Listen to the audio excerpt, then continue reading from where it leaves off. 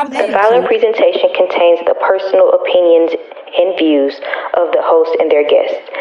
These views are their own and do not represent, reflect, or imply the official policies or positions of any organization, company, or association.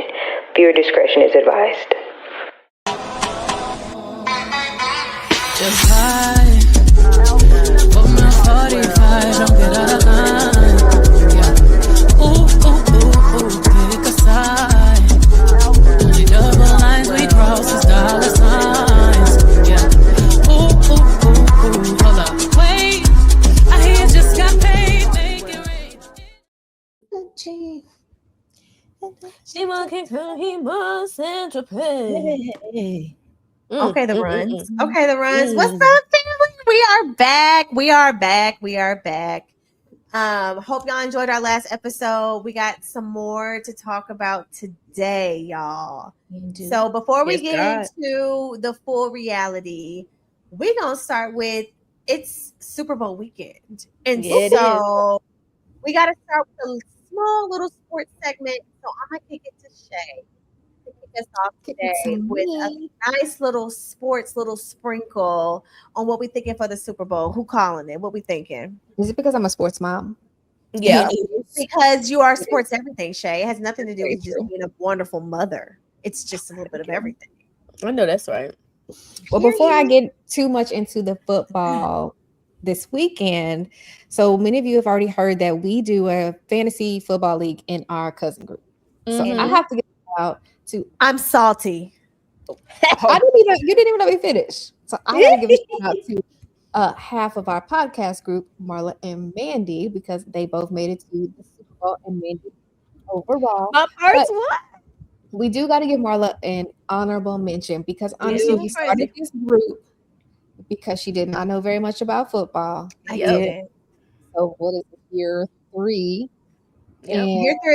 Year 3, and she made it all the way to the Super Bowl. So let's give her a shout out. Yeah.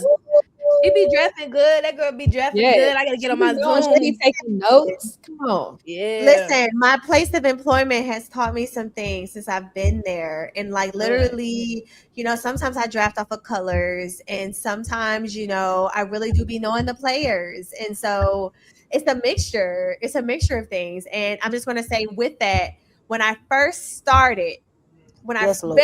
first started this run with the cousins, they used to talk about me because I was a Seahawks fan. And the reason why I was a Seahawks fan is because they have the best uniforms. And because I love Russell Wilson. And at the time, Russ was, they QB. So they used to talk about me because they're like, girl, I'm like, I ain't gonna lie, their uniforms are the best. But now look at them. Look at my people. Y'all used to talk about me, but look at my people. You ain't lying. And you drafted in Jigba. And he was like a league winner. So I'm just saying. As Marshawn Lynch says, there's a bunch of YNs and ginger cuz. Yes. But all I'm gonna say is, and y'all know who I'm rooting for this Sunday. It will be the Seahawks. Because of proximity and because they are my first team that I actually was like, that's my team because of their outfits, and I'm gonna stick. And they gonna win because their outfits is again gonna be fire, and I believe it. They're a better overall team. Just y'all can go ahead and add the real sports talk, but I'm gonna just say the uniforms was vibing. Vibes is vibing. So the uniforms are vibing.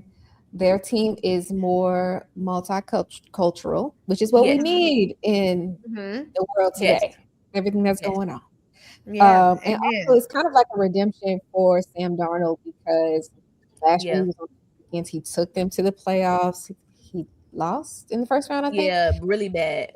They cut him. And now this season they were like 5-12.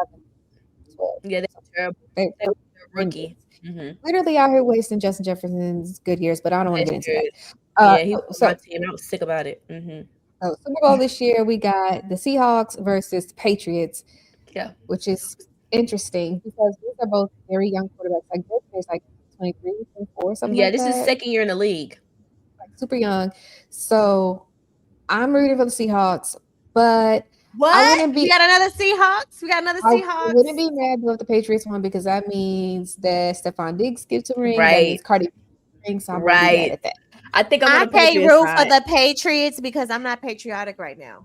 And I'm so sick of the United States of America country. took a left turn, didn't I don't want nothing that says Patriot because I am the furthest thing from Is this another State of the Union? Patriot. Right. It might be. This might be the State of the Union. I'm just saying, I really am. Like, this week has been a very tough week for me. It's a lot happening, and it's different when it hits close to home. Mm-hmm. And I just kind of feel like, you know what, this administration is so trash. I don't even want nothing that has nothing to do with the red, white, and blue right now. That's so right. The Patriots, I'm good. Y'all, and I get Stephon Diggs, who got multiple baby mamas. And yes, Cardi B is out. Wait a minute. No. My boy said, that's the American dream. I'm not that's for the this. American dream. That's the American dream, apparently. So we, and I'm just saying, like, while people are getting snatched by ICE and we don't know where they're going, while people out here, got kids and we don't even know where the kids are, we're gonna sit here and act like being a patriot is a good thing right now. Just because of that name, I'm not seeing it. And that's my rant. I'm done. So isn't Seattle, it's a sanctuary city, right? Yes, it is. Portland, we are. Well, no, Portland is for sure. I know, but I would say Oregon. Let me just say, the state of Oregon is the most bluest state that I think you can live your life. We believe in freedom of all people, and we don't play about that. And so, just in this political climate, that's your closest team to y'all for sure. Whether Seattle had the best uniforms or not, you can't get me to go for no Patriot right now because I'm not feeling very patriotic in this. Got you. And I really don't want no red, white, and blue to win because we are trash right now as a country. I would say my feel is on this Super Bowl. Like, unfortunately, like last year was like the most epic of epics of epics. I mean, like, it was just so much more of a better story. Go Eagles! Go Eagles! Fly Eagles fly. It was a potential 3-peat. It was a rematch. It was the story was there. Jalen Hurts. Jalen, we love you. Last year was just much better for a story, and it was Cinderella story. It was just like overall, I feel like the hype was just so like this Super Bowl is kind of like, okay, I don't think nobody is really like strong. Yeah, like it's not like, oh, you either this or that. Like everybody just kind of like, I'm just gonna watch the game and see Bad Bunny. That's what everybody been saying. Like, and I'm here for Bad Bunny. I can care less about either one of them teams. The only reason I kind of care about the Patriots because of Cardi B. Because if you know, not take off, Jesus bless his heart. Offset and Cardi B's first date was at a Patriots game. And here we are now, full circle moment. She's here with a whole other man. So I'm here for the pettiness of it all. That's it. That's why I care. And so other than that, if it ain't for Bad Bunny, I probably wouldn't watch it. This was both kind of like, It's too much happening. It's too much happening in the world to even care. To be real with you, like I don't even care right now. That's what I'm saying, Jasmine. It's too much. About Jason saying he misses Jalen's voice. Oh my God, that made me laugh. Oh, at the Pro Bowl, and he was doing the commentating, and Jalen was doing his cadence. He's like, I just miss his voice. I was like, boy, you off camera, like, yeah, you need to get off camera, Doc. Hold on. I miss his voice, man. Take us a camera break. Hold on. Take us a camera break. Like, is this man saying this live? Right. It's almost like, Obama versus what we got right now. It's like, you get a little glimpse and you're like, this is what we had. This is what we had. He's trying to get that old thing back. And, in this moment, like, this is one of the first years where, like, so we were going to go to a friend's house for a big Super Bowl party and they just canceled. And so we were like, you know what? We just going to be at home. Like, what are we? Yeah, we just at home. We're not doing no party or nothing. Like, what? Like, why not? Shea House, but that ain't for the Super Bowl, though. Yeah. Darren forgot it was the Super Bowl. I did too. I said Jasmine coming over. I said Jasmine coming over on Sunday. We need to get some food. He said, for what? For what? I said it's the Super Bowl. I'm not even. When I say when we even booked a little appointment that we have and going, I forgot it was even Super Bowl Sunday. That's why when I was like, so we're going to see Hell's Kitchen tomorrow. But I thought it was on Sunday, and I didn't even care. Like I was like, "Oh, cool, Sunday." Yeah, cool. like we gonna order some wings or make some rotel. I'm just gonna sit there and look and say, "Okay." Oh, rotel Bad Bunny. I just want to see Bad Bunny. I'm making some muscatone. I don't know what he's talking about. I cannot wait. I'm like, trying to get vibes. First of all, I'm trying to learn that one song so I can sing along. It's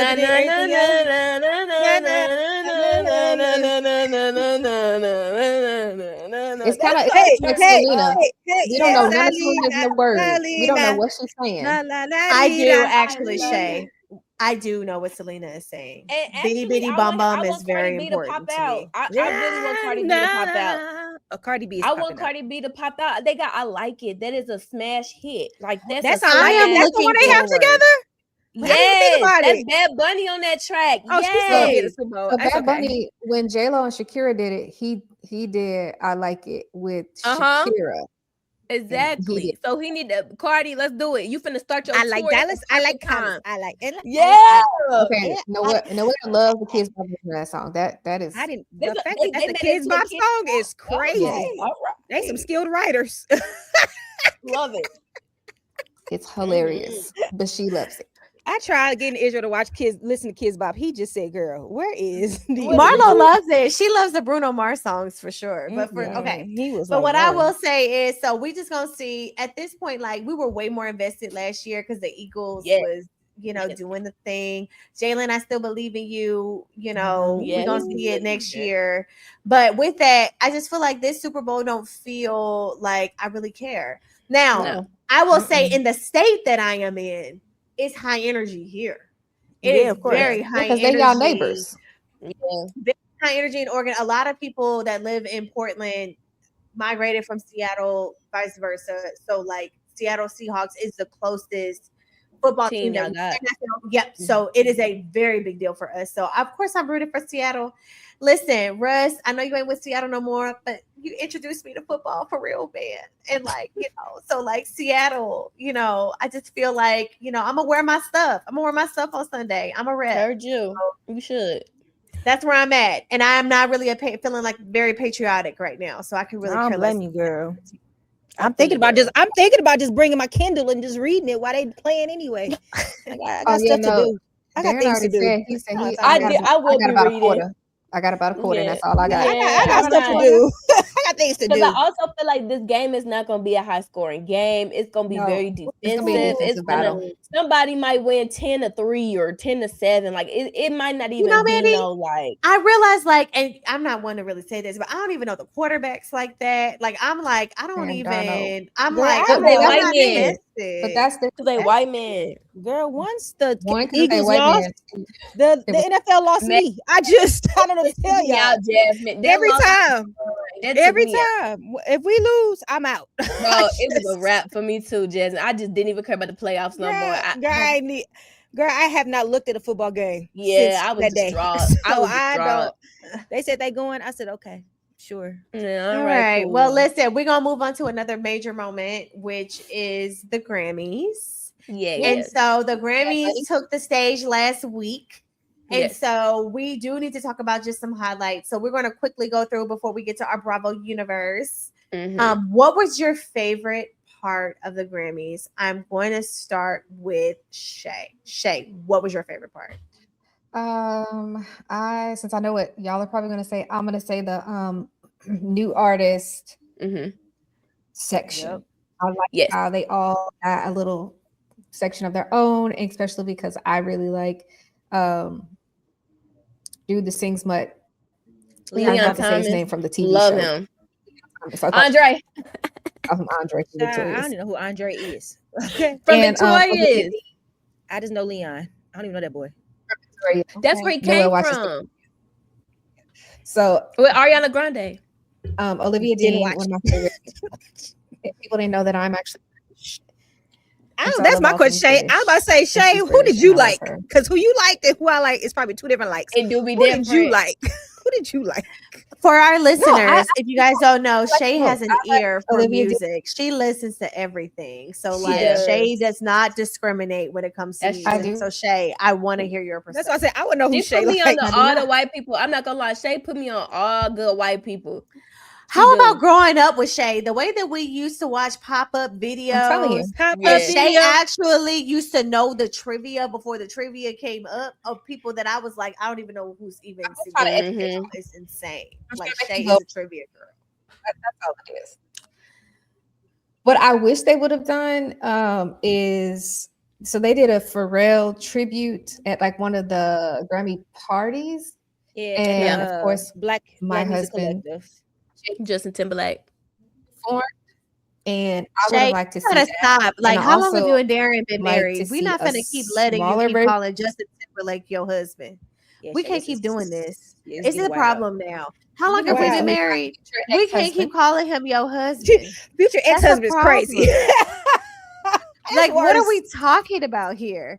I have to think about it for a minute. Jalen Hurts is still my. I was just gonna say, Mandy ain't no better. Mandy ain't even married yet, and she over claiming this man. Like, no, but Shay is literally talking about this man like they've been married for a long time. When her and Darren have been married for way longer. So I'm trying to understand. And he married to Jessica Biel. So I just feel allegedly because I wouldn't say Darren is very fully aware that if I were to see JT on the street, it's a wrap. Okay, it's a wrap, buddy. All right, continue. Yeah, Shay. like continue. so much so that he's taking me to see JT 3 times. Hello, that's how much he. So he supports your fandom, which is important. He supports her. My man's gonna take me to the link one. Sure, I'll be there. Yes, so he supports my fandom. But yeah, so I wish they would have done the Pharrell tribute during the show, and I would have liked them to do the Mariah Carey tribute, but not none of the singers, because what we saw them clip online, it's embarrassing and disappointing. Like the way they do My Legend is, I don't ever want to see one was in my life. What's his name? Billy. Was it Billy? Whatever. That man. It was so bad. How do you mess up? He is a classic version of you doing too much because you're too churchy. And sit down somewhere. Nobody needs you to church up. Always be my. I didn't even know what song he was singing until the chorus came in. I was like, "What song is this?" I know all of her songs. They did. Y'all, they had Kesha doing "Obsessed." That was crazy. Kesha. That was. They didn't have no singers. The only one I thought they did good was Charlie Puth, and he did like a stripped down version of "I Still Believe." But he's also like musically gifted, so I would expect him to do well. Also, Jennifer Hudson was up there screaming. Somebody to punch her in her throat. She was just yelling. We didn't need it. I'm not a fan. We didn't need it. My all. You gave my all to Jennifer Hudson. My all to have. Like what? One more night with That's exactly how she sounded. I risk my girl. I'm not a fan. What are we doing? We don't need that. I didn't care for it. That song. Let me say what that song did require was none of that. No dynamics. No dynamics at all. Just needed a cute little whisper. I just need a whisper. No dynamics. Girl, baby. Yes. Who picked the lineup? Whoever picked the lineup for D'Angelo should have did Mariah Carey's lineup. Man. That was not it. That was not it. It wasn't. But Shay, okay, you didn't give it to us. So are you saying for Pharrell? The best new artist thing? The best new artist thing was my favorite thing. Yeah. Also separately has nothing to do with this, but I just found this out that Ed Sheeran has like a super group with John Mayer, Dave Grohl, and like somebody else. I forgot who the other person was. I know that's right up your alley, baby. Phenomenal. Yeah, I know that's all I got on that. Baby. Shay said, "When is a tour?" Yeah, like that's right up her alley, baby. That's the white version of TGT. Literally, maybe that's the white version of TGT. Literally, I swear it is. Hope that you don't take it wrong. I need. You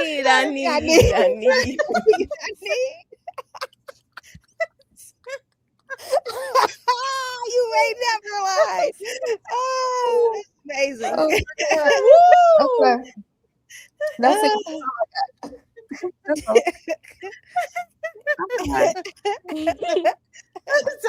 Okay. All right. Jasmine clouded. So I'm about to go to Jasmine next. Okay, Jasmine, what was your highlight of the Grammys? What is the most memorable moment for you that you was like, that's it?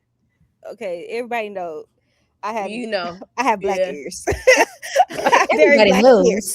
Everybody know I got black ears. So real bad. Most of the night was not was not in favor for me. My word of the night was mediocrity. Oh my God. Most people sounded mediocre at best. Yes. So my highlights was definitely, like Shay said, Leon Thomas, and of course the D'Angelo tribute. You had Bilal, you had freaking Layla Hathaway singing her daddy parts. It's just Anthony Hamilton in the background. Okay, but listen, she's my favorite all-time singer. Donny Hathaway is my all-time favorite singer. Yes, A Song for You. Yes. Okay, that's it. Go. And him and Roberta Flack, so they have a ton of songs together, and I love them together. But I think a fun fact to know is Anthony Hamilton started being D'Angelo's background singer. So to have him on backgrounds during it was just and then of course Miss Lauryn Hill, she showed up on time. Yes, and on did it notes. right. She didn't remix Vocals no songs. 10 out of 10. Yes, she didn't speed up nothing. Nope. Wyclef showed up. Who else was there? It was so many. I mean, John Legend, John. Yes, Shaka Khan, John Baptiste. Who else was that? October Lundy did good. Although I call him little Marvin Gaye, but he didn't even sound like Marvin Gaye that night, I appreciated that. So yeah, that was my highlight. Was it any other black? Oh, I didn't. Leon I mean, the clips was cool. Yeah, Leon Bridges was best part of the clips was the LV choir. That was cold. But I will say, what's name performance was really good. What's my boy named Tyler the Creator? That boy is so creative. I love his brain. Honestly, Jasmine. Woo! Can I tell you, like, that performance for me, like, I never really understood like what was the hype about Tyler the Creator until that moment. I was like, oh, lyrically. Oh, got it. I didn't get into him until fantastic. Well, y'all gotta think. Yeah, y'all gotta think though. He has a very troubled past, so it's very good that y'all just now getting to him now. Well, the thing is, I got into him because of Eeyore, because he did that song with my boy Charlie Wilson. Yes, that's my son. You made my heart. So that's why I got into him. But then after listening to his music, he's really good. He's really talented. I love how his mind works. I love creativity. So I feel like he had the best set. Yes. And then that was my best. That was my Gotcha. All right, Mandy, I'm coming to you. What was your favorite of the Grammys? Mine's twofold. Okay. Come on. I was just excited that I had to worry about nothing with Beyonce. Like that just made my day. That's right, girl. Like I just was just so you have to worry about how to wipe we had no anxiety. I didn't have no bad feelings. I was like, you know what? They can't even play in my girl face. She not even nominated for nothing. She not eligible for nothing. She wasn't there. Good. She wasn't even there. Great. They got Harry Styles who won. Can we talk about how Darian had us hyped all night? That Beyonce was going to be there. But that was the rumor. The rumor was she was going to give the album of the year award. Which makes sense. You know, which normally happens, right? So they have to go get But we know that they don't give that award to Black people. So like I don't understand like why. But it made me like I'm not gonna lie, it triggered me. Like seeing Harry Styles up there, that triggered me because I am still upset about him winning over Renaissance. Like I'm so hot about this still. So I didn't think about that. That's a slap in the face. Yeah, like he beat that Harry's House album. Oh my god, I just thought about that. That's low key a slap in the face for her. I was like, or did she say that she didn't want to come? Because I could also see her doing that. Both. Yeah, I see her say, "I'm not coming." They say, "Well, let's get Harry because he won." Let's get Harry, right? Yeah. So on the one thing that was really good, the second thing that I really enjoyed, I enjoyed Bad Bunny winning Album of the Year because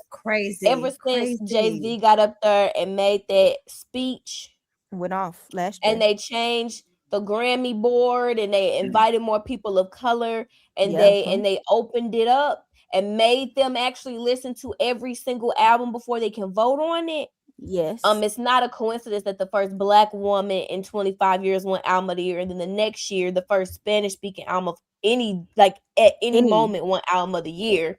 It's not a coincidence to me. Yep. So they kind of validated me of like, y'all was going about these Album of the Year awards all the way wrong. But I feel like all of them this year was pretty where it should have been. Like all categories. Except for Billie Eilish. Yeah, she I did not think she should have won either. She always wins. Like anxiety was a couple of songs were really hurt. And when I did my research. That song was on that album from the year before. Yes, it was. That she didn't win. So this was a compilation Grammy. We can't for that song last year. Yes, but also Mutt was kind of the same situation too, if we want to be honest. And I don't agree how they kind of like set up the moments for people where it's like, okay, if your album grows, then we'll like give you a look. So what happened was so apparently they said the song was on the album, then they made it a single this past year, and then they put that up, which I think that's not fair. That's not right. But and it's like it was her consolation for not now. Now to be honest, I think she was snubbed last year. I think she should have won Song of the Year last year. No, that's the only Billie Eilish song that I like. It was all over TikTok. I'll be real with y'all. All her music sounded like, and it all sounds. They sad. do. It made me all want to just stop it. What I'm not gonna do is I'm actually a Billie Eilish fan. I feel you, but dang, everything sounds monotone. I sound like I want to kill myself. It does not. It's all slash for me. Y'all can say the same. Okay, let me be quiet. I don't want the people to get me. Sorry, y'all. I want to kill myself. That's how her songs sound to me. It just Birds of a Feather. That's the song. That's the song. That's what she got snubbed. And that's the one that sound different. So I think the award that she got this year was reparations for not winning last year when she should have won. Now she should have won last year, but they shut her out the Grammys last year, and I guess they probably was like, we can't shut her out this year, so we just gonna give her this. No, I mean, she's already won Song of the Year 2 times already. Yes, she has. Yes, she has. So, but she is talented. I can't. What I am going to say. Okay, so I'm going to tell y'all what my favorites were. So I'm tired. First, I'm going to give it. Okay. Oh wait. Okay. So I think it's interesting that Bad Bunny won, considering the climate that we are in right now. That's all PR. It was political. It's all political. Yeah, it was. They don't want to be on the wrong side of history, so they trying to, it means so much for him to win in this moment. Yes. Some other time. So yeah. And it's also about, like, I did my research on the album. The literal album is his love letter to Puerto Rico, telling him, stop giving these white people our land. Let's go back to the old times. Forget all that. Let's have fun again. Let's just be Puerto Rican. Forget being white. Like, let's just be us. And so he brought in a lot of older Puerto Rican acts and all of their like kind of like ethnic music and like and like his whole thing was just like this big love letter to the indigenous people of Puerto Rico. So it's like, brother, girl, that was his renaissance. Like right. That was his renaissance. That was his Cowboy Carter. Like this, I'm reclaiming my time. Yeah. So I loved it.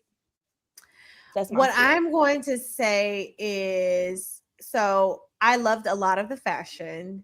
Tiana Taylor did not. Beautiful gown. Marla just said beautiful gowns. Beautiful gowns. We're talking about acts. She was beautiful gowns. I cannot. I love the fashion. Okay, girl, beautiful gowns. Hey, it's my turn. It's my turn. All right, girl.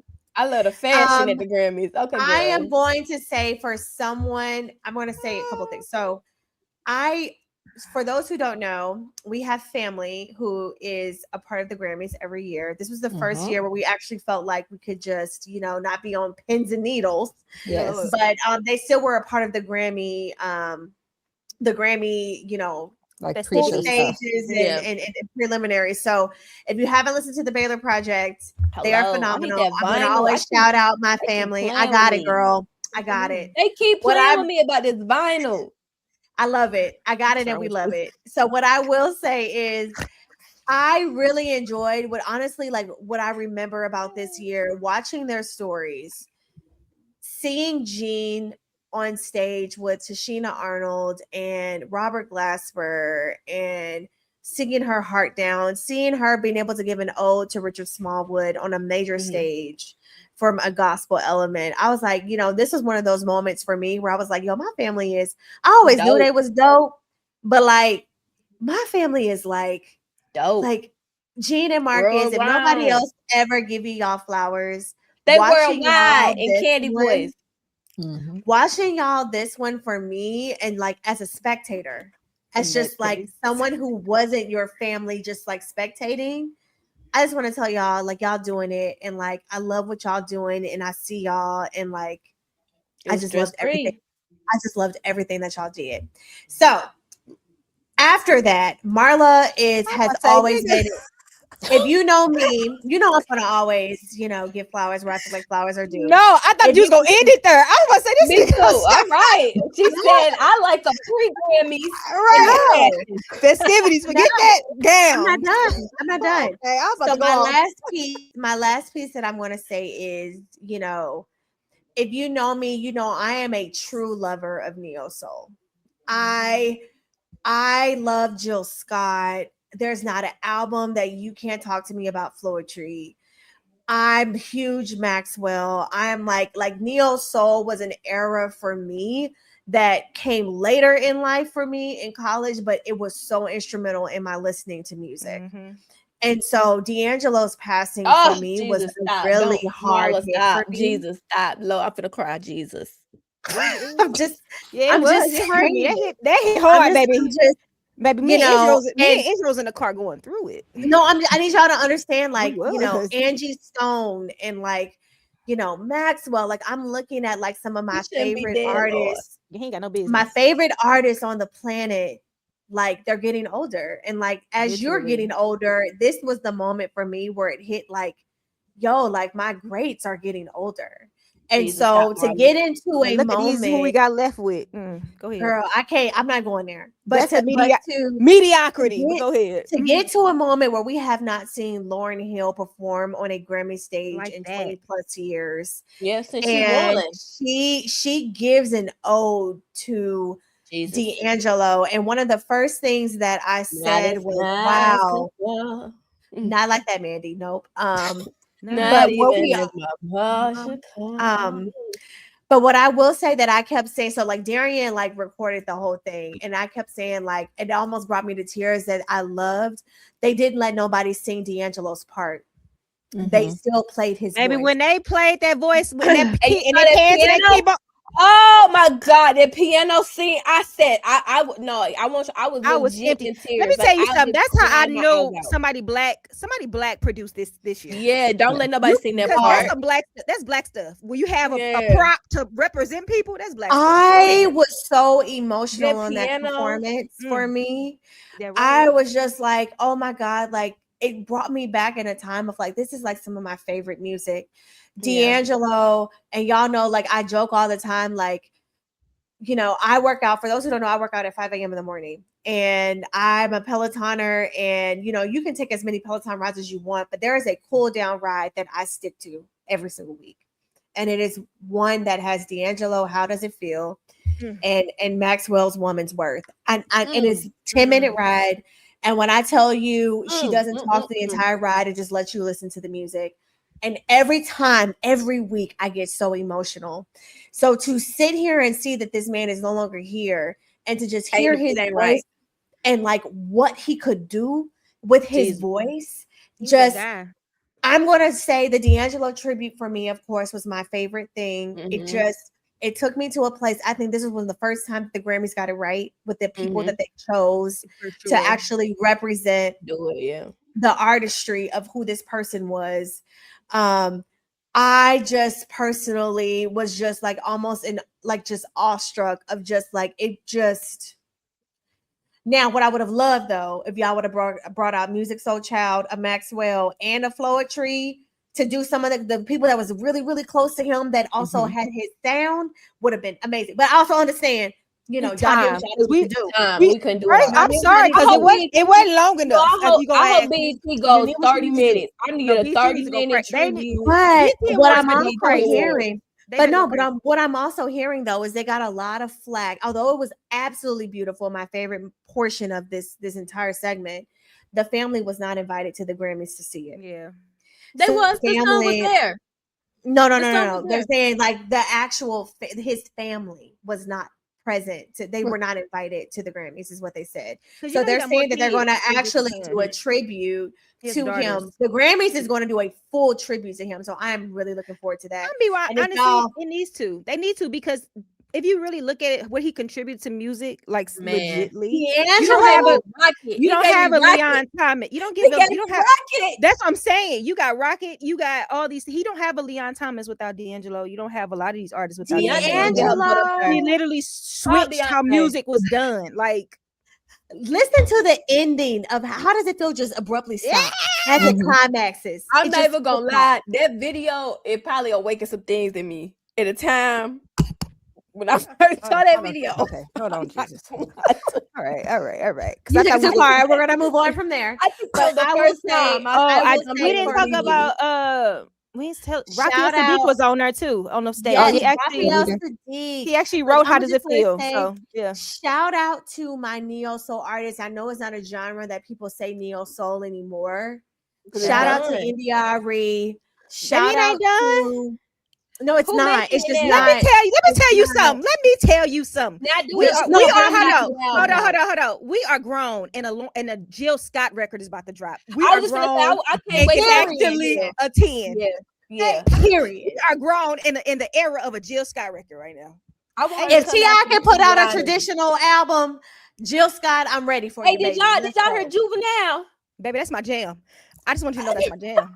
I've been twerking for 3 days straight since Friday. I've been twerking since Friday. The people having a resurgence. Baby, I found my theme song. Between that and T.I. But yeah, I'm excited. I'm just saying, so like, just shout out the Grammys for really bringing like real artistry and real music back, and really being very thoughtful on like how to give an ode to, Roberta Flack. Hey, I like Ozzy Osbourne. I did too. I ain't gonna lie. I really like Post Malone. Hey, that Ozzy Osbourne tribute went up for me too. I was like, really enjoyed it. Jamming. Like, I was feeling that whole segment. I like the rock. I rock with the rockers. So it's difficult though. Racist, so complicated. Yeah, that's true. So Ashay talked about tributes that was not so great. I just feel like Mariah Carey, unless Mariah Carey set it up herself, just leave it alone. Like, I don't need other people sing her music. I don't. Kelly did it. There's some people that you can. Tori Kelly is the only person. But the problem is, it's only Tori Kelly and Ariana Grande. That's it. You only got 2 people. Correct. You only got. And it's also like, I feel like they're doing her a discredit because it's like she wrote those songs and arranged those songs. They cannot be resung, like on purpose. Like, she did that on purpose, and y'all playing in her face. Like, she has the hardest songs at least do Heartbreaker. That wasn't that bad. No. The girl who did Honey made it some kind of like acoustic reggae. I don't like that. I was like, what is this? This is not even the same song. Maybe her songs are so intimidating that people are like, it's the Whitney Houston effect. It's the Whitney Houston effect. You cannot sing Whitney. You cannot sing Mariah. You cannot sing Celine. Those are the 3 people you cannot sing. And maybe Brandy. Maybe because cannot Brandy. No, they did a good job with Brandy's tribute. No, I heard Brandy's tribute was good. Stone Cold was. I don't think nobody can do Brandy. I think Kalani would be able to do a Brandy song, but Kalani obsesses. That is her. It's coded. It's Brandy coded. Literally, it's Brandy coded. It was meant for Brandy to be on that song. We need to leave the legends alone. I think we just need to like. The honest issue is do a tribute, like a video of like all their greatest moments.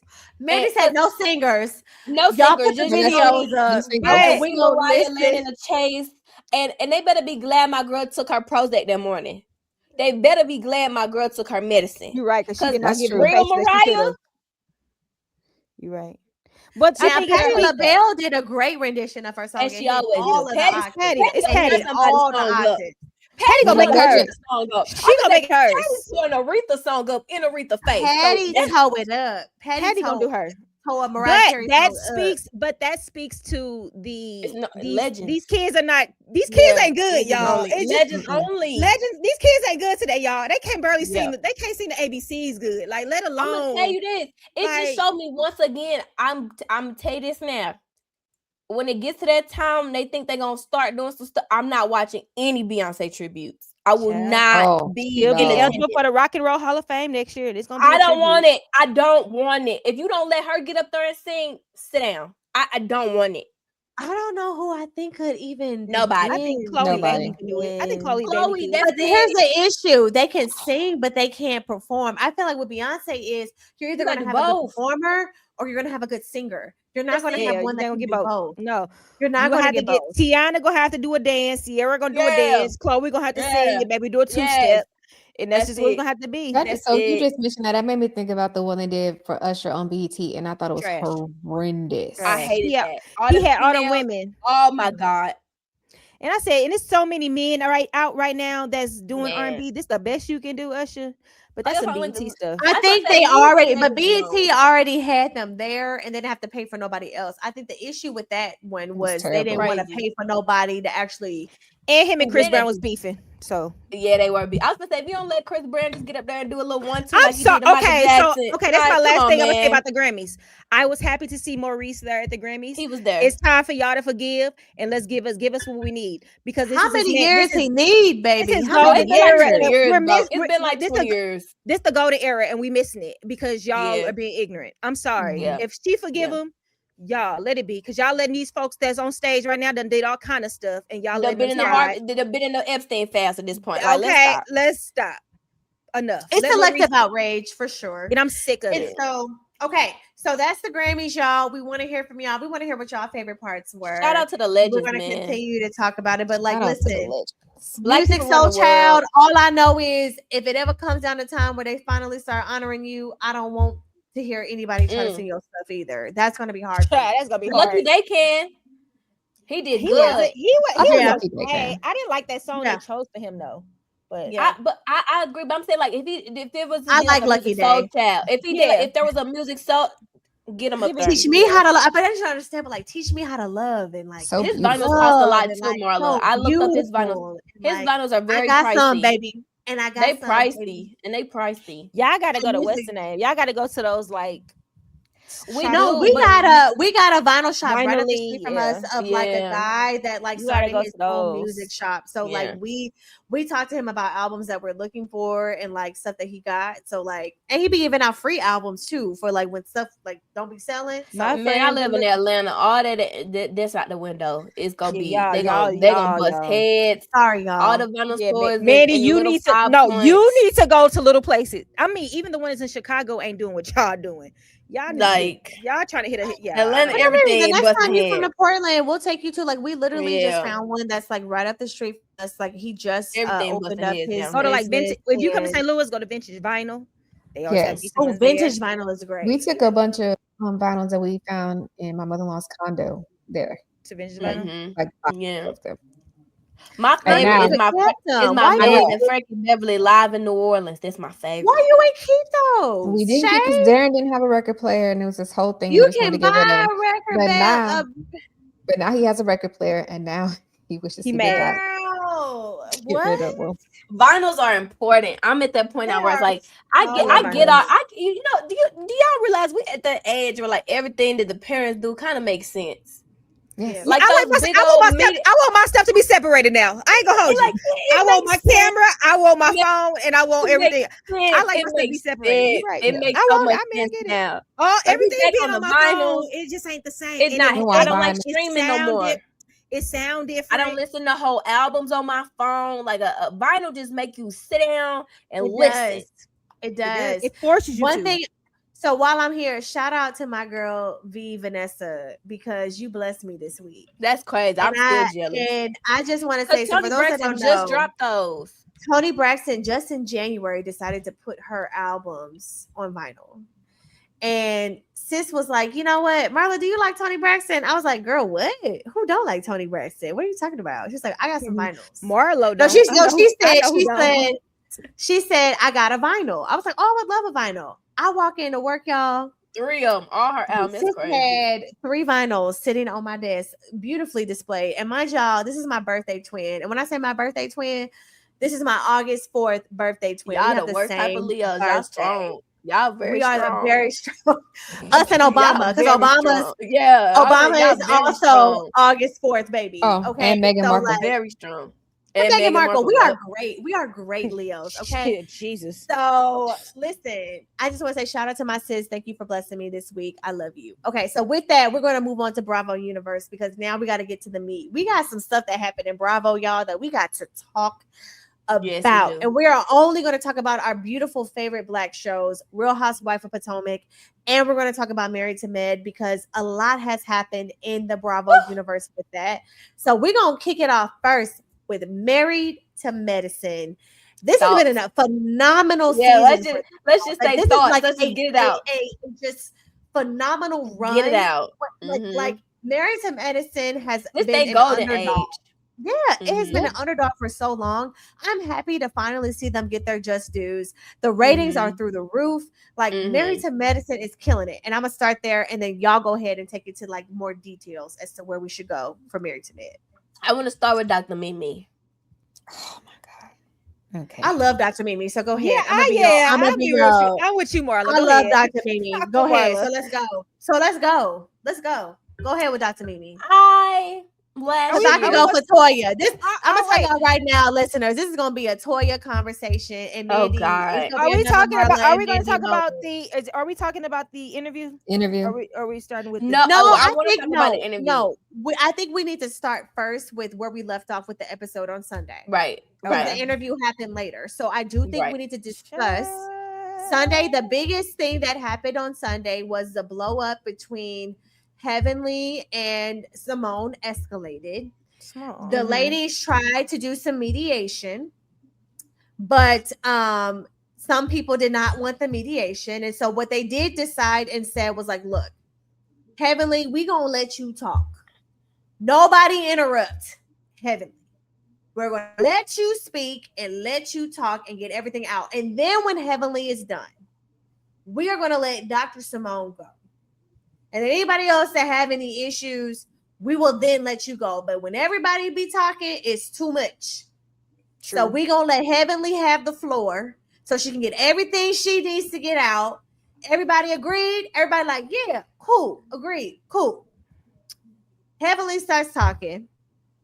She mentions, of course, Toya's name because in her mind, she's like, Toya is the catalyst as to how me and Simone got into this predicament. But everybody agreed that we are not going to interrupt Heavenly. We are going to get to the bottom of this and let Heavenly talk. Not even 3 sentences in, here comes Miss Toya. Now. That ain't true. Heavenly, no. You ain't talking about like way back when. So here she go with her trauma. Way back when you talked about me and my husband, and you talked about this. So no. And Heaven's like, and here she go again. So I can't even get and talk to Simone about what my issue is because Toya still is holding on to this. So in walked our girl Mimi, who is a therapist. She's a therapist, Doc. And Mimi is used to mediation. And in mediation, it's not about who's right and who's wrong, but it's truly giving people the floor to speak. That's it. And so Mimi's point was we all agree. We all it's not even about that. So this what hold on. When that happens, this is what I think about it. Okay.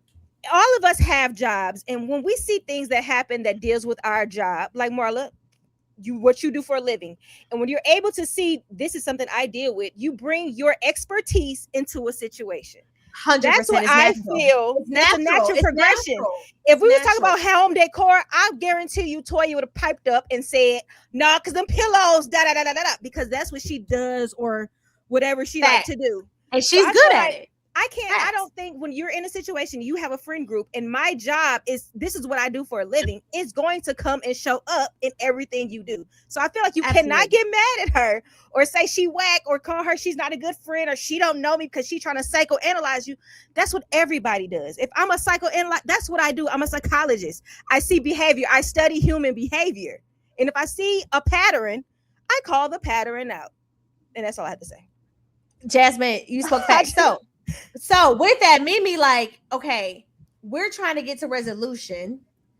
My experience, this is not how we get to resolution when an extra person is inserting themselves into the conversation versus 2 people who have the issue. So she's like, hey, Toya, hey girl, like, let them talk. Like, we all agreed as a friendship group that we, regardless if you agree with Heavenly or disagree with Heavenly, she could be saying the most craziest trash right now out of her mouth. We all agree that she gets to say what she wants, and then we all will have our own turn to rebuttal, like we do on this podcast, right? Everybody get their point out, and then you can rebut. She would not let it die to the point to where, like, Heavenly got so frustrated that she was like, I can't even get a word out because every time that Toya is around, it's almost like I can't even get a word out. Like she just started popping off. So eventually Mimi sees it and she's like, hey girl, like we all agreed, and she's trying to correct Toya in so many words of like, we all agreed to just like let Heavenly talk. Like just let her talk. Toya is really, really escalating and upset. But what I love is it created a diversion because she was on Toya for Heavenly to be able to walk over to Simone and be like, look, I gotta do this in front of all these people. This is me and you. Let's have our conversation because I don't want to be upset. They have their little moment or whatever. I'm with Simone. Heavenly does this all the time. She apologizes and then she does this. But at least as far as like moving the friendship group forward, it at least allowed them an opportunity to get what they needed to say out without extra people all up in their business. So I love that. So for people who are like, Dr. Mimi got in it and blah, blah, blah. And I'm like, Dr. Mimi actually is the reason why Simone and Heavenly were able to talk, because Toya was so busy popping off. It diverted to, well, you said this about my husband. And I'm not saying that Toya didn't have a right to be mad, because if you mention my name in something, I am going to be like, hold up. What are you talking about? But at the same time, in this moment, we needed you to hold it and then have your turn to say your piece. And that's what Dr. Mimi was like. She wasn't saying like, Toya, like you wrong for being mad. She was like, girl, you wrong because we all said we are just going to let Heavenly talk. And we will also give you the floor next to be able to speak and say it's BS or like Heavenly tripping. And we all know Heavenly is great for TV because she'll say one thing and she do another thing. Nobody trusts Heavenly. I'm not sticking up for Heavenly by any means. Heavenly is not a character that I think learns from her mistakes. I am saying that verbatim. In this moment, in this scene, in my opinion, Toya was wrong because they all agreed that they were not going to speak until Heavenly spoke and they can have a constructive conversation around it. So all that stuff leading up to it was very fluffy, but the catalyst of the episode was really like Simone and Heavenly trying to mend fences. I do think Heavenly was tripping when she said that Dr. Simone was like flailing and going out of control. And like Simone was just like, girl, get out of my face. That's literally what she did. She just swatted her face. It wasn't that big of a deal. It wasn't that big of a deal. Heavenly. She did not like get belligerent with you. She didn't do none of that. I felt threatened, girl. Enough. I felt threatened, unsafe, all of that, girl. You need to take all of that back. That was crazy. And I agree with Dr. Simone. As a doctor, you saying that kind of stuff about me, it relates to my practice. It relates to my business. You're defaming me. And it does matter. So I do think that Heavenly was wrong. But at the same time, in this moment, in this scene, I'm like, y'all, like everyone agreed to just let her get it out. So then they could correct her and check her all at one time, right? So Toya had no business getting all up in there. But I love her for TV because this is part of the reason why the season is so good. To Carlos's point, and we are going to talk about like the Carlos interview with Toya and Eugene. Toya has been carrying the season on her back. Sis is like the antagonist the entire season, and she is really killing it. This is why the season is so good. Mandy, you hear me? Have you listened to me? I'm letting you be Dr. Heavenly. Go ahead, girl. You giving me my girl props, right? Like Mandy over there taking notes. Yeah, I'm letting you be Dr. Heavenly. My girl is literally carrying the season on her back. Does she have some bad behaviors? Absolutely. All of them do. That's what makes the show so good. But in this moment, in this scene, I was just like, all right, Toya, like, this is insufferable at this point. We just had a scene about you going off on your husband and your husband trying to check you and he couldn't even check you.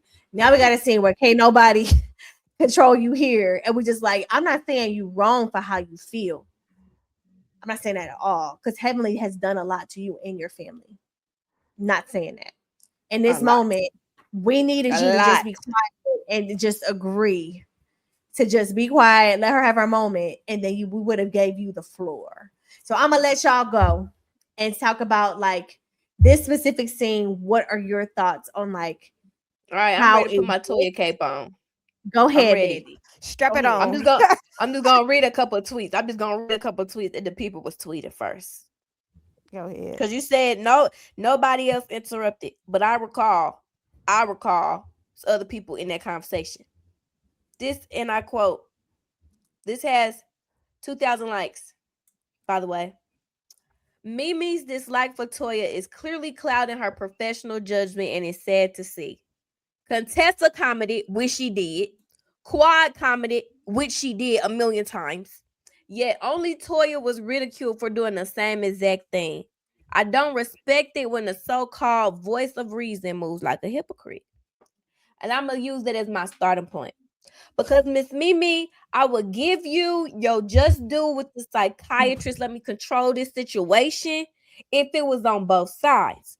Let's go back a couple episodes at Dr. Heavenly's little in the parking lot across the street from the Capitol when she lied to the people and said it was going to be in the Capitol. She was across the street on a bridge on the parking lot.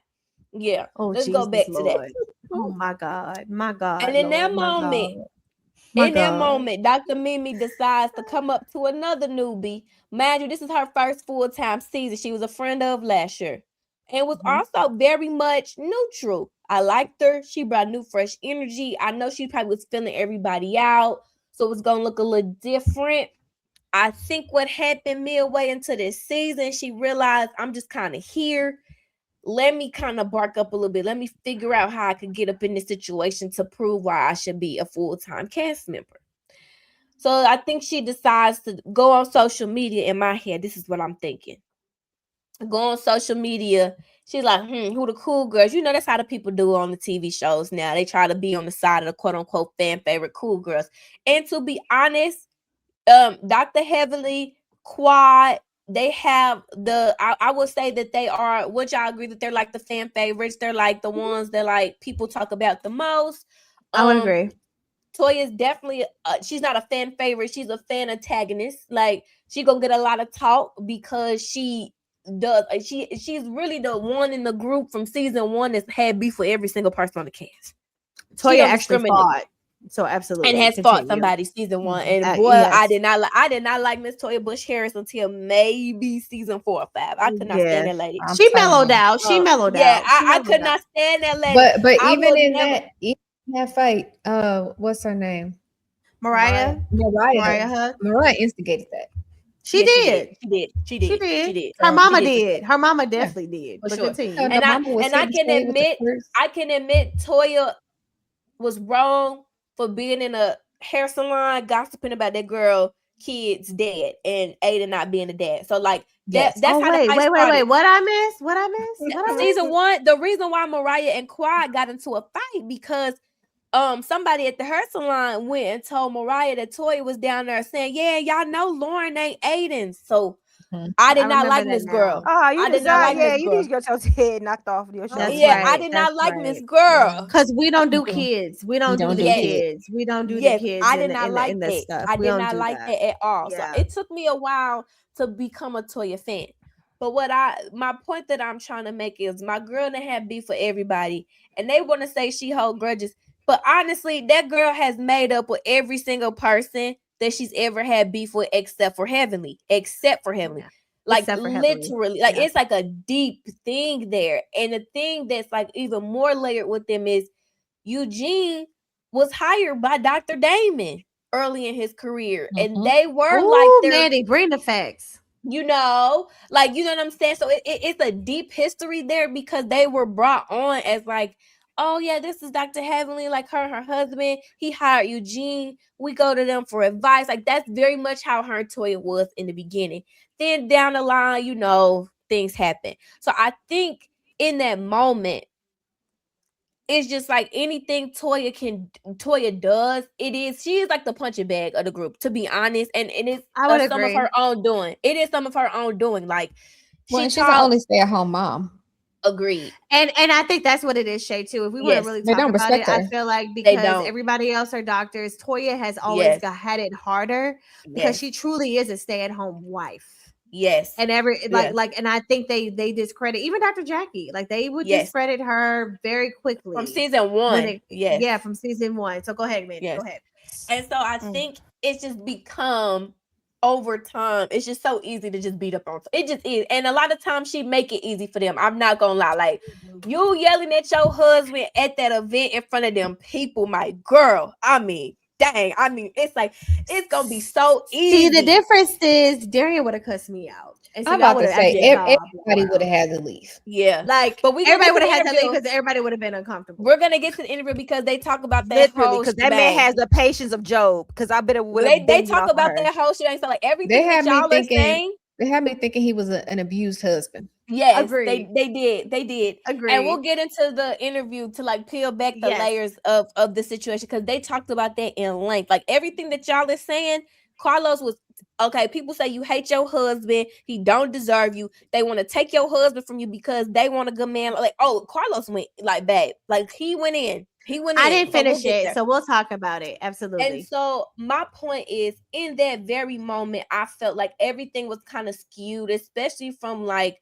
the Dr. Jackie, the Dr. Mimi. It was more so of like, let's hear Heavenly out. Like we only care about how Heavenly feels when it's like, baby, the energy of that whole girls trip before Heavenly came was amazing. Everybody was kikiing, they was talking, playing. It was no arguments. They did all these different excursions, swam with dolphins, went shopping. But hold on, Mandy. There was still some tumultuous stuff between the new girls, but continue. Oh, let me get into that because I love Miss Brandy because I don't think she's a follower. I think Miss Brandy got her own mind. And I think that's making the girls a little bit mad. And that's why I was going to get back to with Dr. Mimi. Because at that political event, when she decides to pull Miss Brandy aside and say, watch who you aligning yourself with. Like, do you really that was too far. That was too far. I didn't like that either. Crazy. I didn't like that movie either. That was too far. Because it's like I can be friends with whoever I want to be friends with. And like, it's a friendship group. Like, but it's a friendship like group. we all supposed to be friends, right? Like, and so that's what skews my view to this episode when Dr. Mimi was grabbing heavily, like, she's trying to take you out your peace. And she's trying to, like, she was like coaching this lady up like she in like a mental asylum or something. Like, because Heavenly is crazy. But honestly, can I tell you, like, okay, so can I tell you, I'm not going to call myself a therapist. But in my line of work, I literally, even today, had to talk, like, I talk people down. And so in those moments, you're trying to de-escalate. The word is de-escalate a situation. Exactly. You know Heavenly gonna pop off and Toya gonna match it. So we don't want no blow up. Like, cause neither one of them are gonna back down. No. It's like, okay, Toya don't see it for me. So ain't no point in me going to say nothing to Toya. She gonna be like, girl, get away from me. Right. I don't want to hear you. But I know I have a relationship with Heavenly. So that's where I'm like, look, I can help control this piece. So Heavenly, listen, girl, listen, look. And I literally just did this today. I promise you. It was like, look, hey, I need to see your best self. I know you stress, and I know this situation is stressing you out, but it's going to make people look at you differently, how you're reacting to this. So I know you're better than this. So I need you to respond a little bit differently. Whether they are or they not, de-escalation is like getting the person to calm it down and to show up in a different way than how they're presenting themselves today, right? And to be like, to really think about before you react, how you respond. I can do that with Toya. Toya don't like me. If I meet Toya, she don't even want me to. She tried. That was the whole point. She went in the pool and she was like, hey, Toya, hey, girl, listen. No, girl, at that point, don't touch me. Girl, you've been coming for me for the last 3 weeks, babe. I'm good. But the difference is, and you're saying it, Mandy, the difference is you have no relationship with Toya. So you over here going to talk to her about like how she needs to calm down and all that. She's looking at you like, girl, I don't even like you like that. I don't know you. Like that kind of speech requires they trust you to be like, okay, she know me. They know I have a good heart. And they're looking at me, they're trying to look out for me. So let me calm down. She only has that relationship with Heavenly. She ain't got that with Toya. So I do think she overstepped with Toya, but I'm happy she did it because it did create a diversion for Dr. Heavenly to have that conversation. But in so many words, like I will say, like that was not gonna work. Toya don't know you. She don't like you like that. True. You have no relationship with her like that. True. You can't de-escalate a Toya. True. Toya literally tried to kick you out of her house. So like, although you are a therapist, although you are a therapist, you are not the person who can de-escalate a Toya. You focus on where your real efforts are, which is Heavenly trust you. Go talk to Heavenly. Don't you go talk to Toya. Let Toya's people talk to Toya. Exactly. That was. I do think she missed hit that bar when she went and talked to Toya. Because even for me, I go off the relationships that I have built. So if I see two people getting into it, I'm going to go to the person that I'm like, hey girl, hey. I know they're going to listen to me because they know that like my heart is in the right place. I'm never going to go to the person that don't know me. Or don't, I get it. It just rubbed me. I'm just saying it all rubbed me the wrong way. How they have to handle Heavenly with these like kid gloves when this lady done talked about every single person on this path like a dog on the street. She told Contessa just last season, F your damn mama. Like we're talking about, like they treat her with like these like Heavenly's a problem. She's a problem. She's a problem. Crazy to see. But what I think we love Heavenly because she is truly chaotic. I think I would say is like she is a representation. Don't y'all get at me.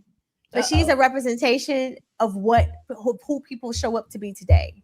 We can talk about our own family. Think about our own family. There are people who are just really stuck in their ways, and you just have to be like, either you love me or you hate me. Literally, because you know they're just not going to change. So you, as a person, have to decide: do I want to deal with this person, knowing they're not going to change, and this bothers me, or am I like I need to remove myself? Toya is a person that's like I can't handle her.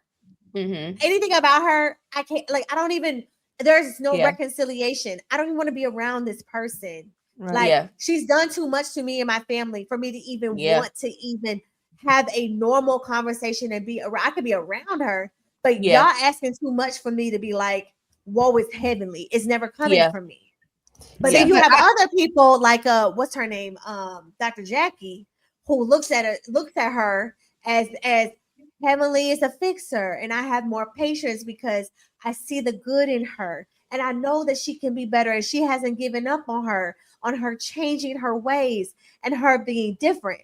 She's but that's all BS. Jackie like Heavenly because Jackie feel the same exact way that Heavenly be feeling. She just get to say it, so she gonna stick behind her because they be on that phone kikiing, telling all the business to each other. They are very close. They're extremely freaking close. And Heavenly be snitching on her like, nah, Jackie feel the same way I do. I know she does.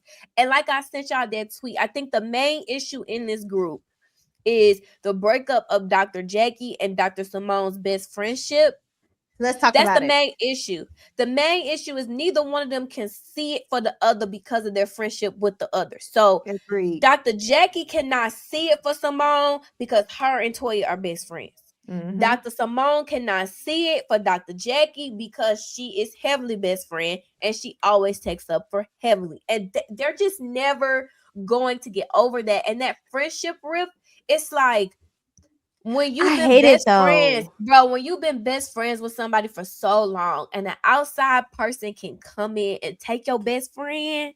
Yeah, that takes you out. That's a level of hurt that's like, you'll never get like, do you think that's how Simone feels with Jackie dealing with Heavenly?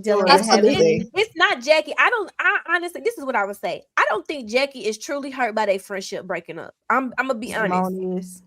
Simone is like, I think she is to this day devastated. And I think that's what also pushed her to become so close with Toya. Because let's not forget, her and Toya was enemies for seasons upon seasons. That girl, if anybody done called Toya dumb, it is Dr. Simone. If anybody has called Toya stupid and broke, it is Dr. Simone. So I think that friendship breakup and seeing that Toya was actually there for her and they got really, really, like they hang out like daily. Like they be at each other's house, like without cameras. Like they hang with each other. They are thick as thieves, right? And so I think that seeing that Heavenly could come in and then in a sane mind, forget the show, forget personalities and characters on the show. a same person that you done had this best friend, y'all doctors, y'all been living it up in Atlanta. Practice together. I mean, like, you know what I'm saying? Y'all consult on patience with each other. You know each other's deepest, darkest secrets about y'all hoods. I mean, like, very close. And this crazy lady that is just like the antithesis of everything that Dr. Jackie think that she stand for come in. And can take your best friend to the fact where now she going against you for her. Yeah, that's deep. That's time deep. after time after time after time. It's like, I even if, and I think that they only got back cordial because I feel like somebody intervened, whether it was production, Andy, somebody was like, listen, this thing between y'all are the anchors of our show. Y'all can't be beefing this long, so at least just be cordial. And I think that from that point on, everything else that happened in the group, it just shows Simone time after time. I think she gets to the point where every season, I feel like she starts off the season kind of combative. Then she gets to the point in her heart where she like, let me really forget these people and like, maybe me and Jackie are back, maybe heavily done. And then by the end of the season, it's another terrible thing that Heavenly does and another thing that Jackie takes up for. And it's just like, how many times can I get my heart broken? To the fact where she's unfollowed her now because on Watch What Happens Live, Dr. Jackie sat up there and still took up for Heavenly and her point of view of Simone putting her hand to the point where Ashley Darby was like, Dr. Jackie, I know you just watched what we just watched. That is not what happened. Like, she was taking up for Simone. Andy was taking up for Simone. Can I tell you what Dr. Jackie did, which is a very bipartisan way of doing it? It ain't bipartisan. She chooses a side. She didn't want to take up for anybody. So what she said was, I think both of them thought something different was happening, is what she said. And but see, that's her problem. That's choosing a side. Yeah, but that's the thing. She's never going to choose a side between them two. It's not going to happen. But she chooses a side every time. No, I was just going to say that every time. She chooses heavily every single time. And even Andy was like, okay, forget you not intervening in the situation. He even asked her, he was like, after you saw the footage, like you saw it with your eyes, what Heavenly said was not true. She still couldn't say Heavenly was wrong. Because she's not going against Heavenly. That's what I'm saying. So it was more than just her politically right Heavenly is your friend of like 10 years or less. Simone is your friend of almost 25 plus 30 years. But we don't still, this is the thing, like I feel like we don't know what, since they haven't been friends. You know how you become friends with somebody and it's like you've been knowing them your whole life and it's like that's what it is with them for friends so quickly that it's like I think that's what it is. You think they're really friends? You think they hang out? No, I think they talk a lot. Jackie don't hang with anyone. You know what I'm saying? Like Jackie is not Jackie got her own problems. Why are we over here acting? Jackie got her own problems. But I'm gonna add another layer, y'all, that I think that is. I think that the fallout of Jackie being embarrassed by Curtis cheating, and then you had the Buffy situation. Yep. And the black woman situation. All of that together, she said, let me read. I think she's really watching what she says. She's very careful about what she says. And she don't want to take a side. I think that is more reason why she don't want to take a side. I don't think it's because she feels like more allegiance to Heavenly or anything like that. I feel like I think she has been dragged in the mud. To your point, Mandy, for all of these things that she's just nervous. I just think she's nervous in this point to even like. But I see picking a side. No, this is what I'm gonna say about how I know she picks a side. Because even in the situation where they arguing, she goes to Heavenly first every time. And then if Heavenly's in the wrong and in the middle of an argument, Heavenly saying all the craziest stuff, she comes to Simone to tell her, don't say that, don't do that. Like she's quick to correct Simone in public. Okay, but can I tell you, for someone who mediates a lot in her job, girl, get all this mediation out. Let's call a spade. You being Dr. Jackie right now. I'm just saying it is easier to cooperate with the person that you know is going to listen to you than the person that you know is a little bit harder. So like if I'm trying to mediate between two people, but the person who I think is hold on. I also feel like Simone has more to lose than Heavenly, no shade. Like the person who is more reasonable is the person that you're easier to be like, all right, now look, this ain't you. Now that may be that person. We expect that of this person. Unfortunately, I don't like that. We don't expect that of you. And so it's easier for you to have this conversation of like, to your point, Dr. Simone, you got 10 times more to lose. Let's stop That's doing what I'm what's saying. Like, easy and let's start doing what's right. But this is my thing. Like, can we stop doing what's easy and be real women and do what's necessary? I think that's also the thing. Like, as a viewer, we watching this. But that's the show, though. That's what I'm saying, though. Like, but you gotta understand Simone's plight with Jackie, then, because it's. I do get her plight. Okay. I'm like, because here's the thing. Here's the thing. What I'm saying is, I 100% agree with you. Like, Jackie could definitely be a better friend to Simone, but I think what's happening is Jackie is going off of the person that she knows. And Simone is like, Simone is easier for me to, I don't want to say manipulate, but she's easier for me to get to than a Heavenly. So I'm going to hold Simone accountable differently than how I hold Heavenly. And it's bad. And it's bad because that's what I'm saying. She expects that from Heavenly. She loves it from Simone. And so what she's saying is she's giving Simone the you know better, don't do this, because that is her and Simone's relationship. Right. But Heavenly gets the pass because she don't expect Heavenly to be on the same caliber as Simone. And it looks as though that she's showing differential treatment, but in so many words, she's showing like, I don't want to say it like this, but I don't expect much from Heavenly. True. Heavenly is going to be Heavenly. We know today she's going to say she's sorry and she's going to do it again. Right? Yes. So me talking to her, whatever. But Simone, me and you, who been in this thing for 30 years, don't you let a Heavenly, who we know gonna do this, make you bad. I feel like that's the more of the place that she was coming from, but she can't articulate it. It's not that she's taking up for Heavenly. It's like we, as a friendship group, we expect this from Heavenly. Heavenly is not loyal to nobody. We know that Heavenly gonna talk about all of our husbands.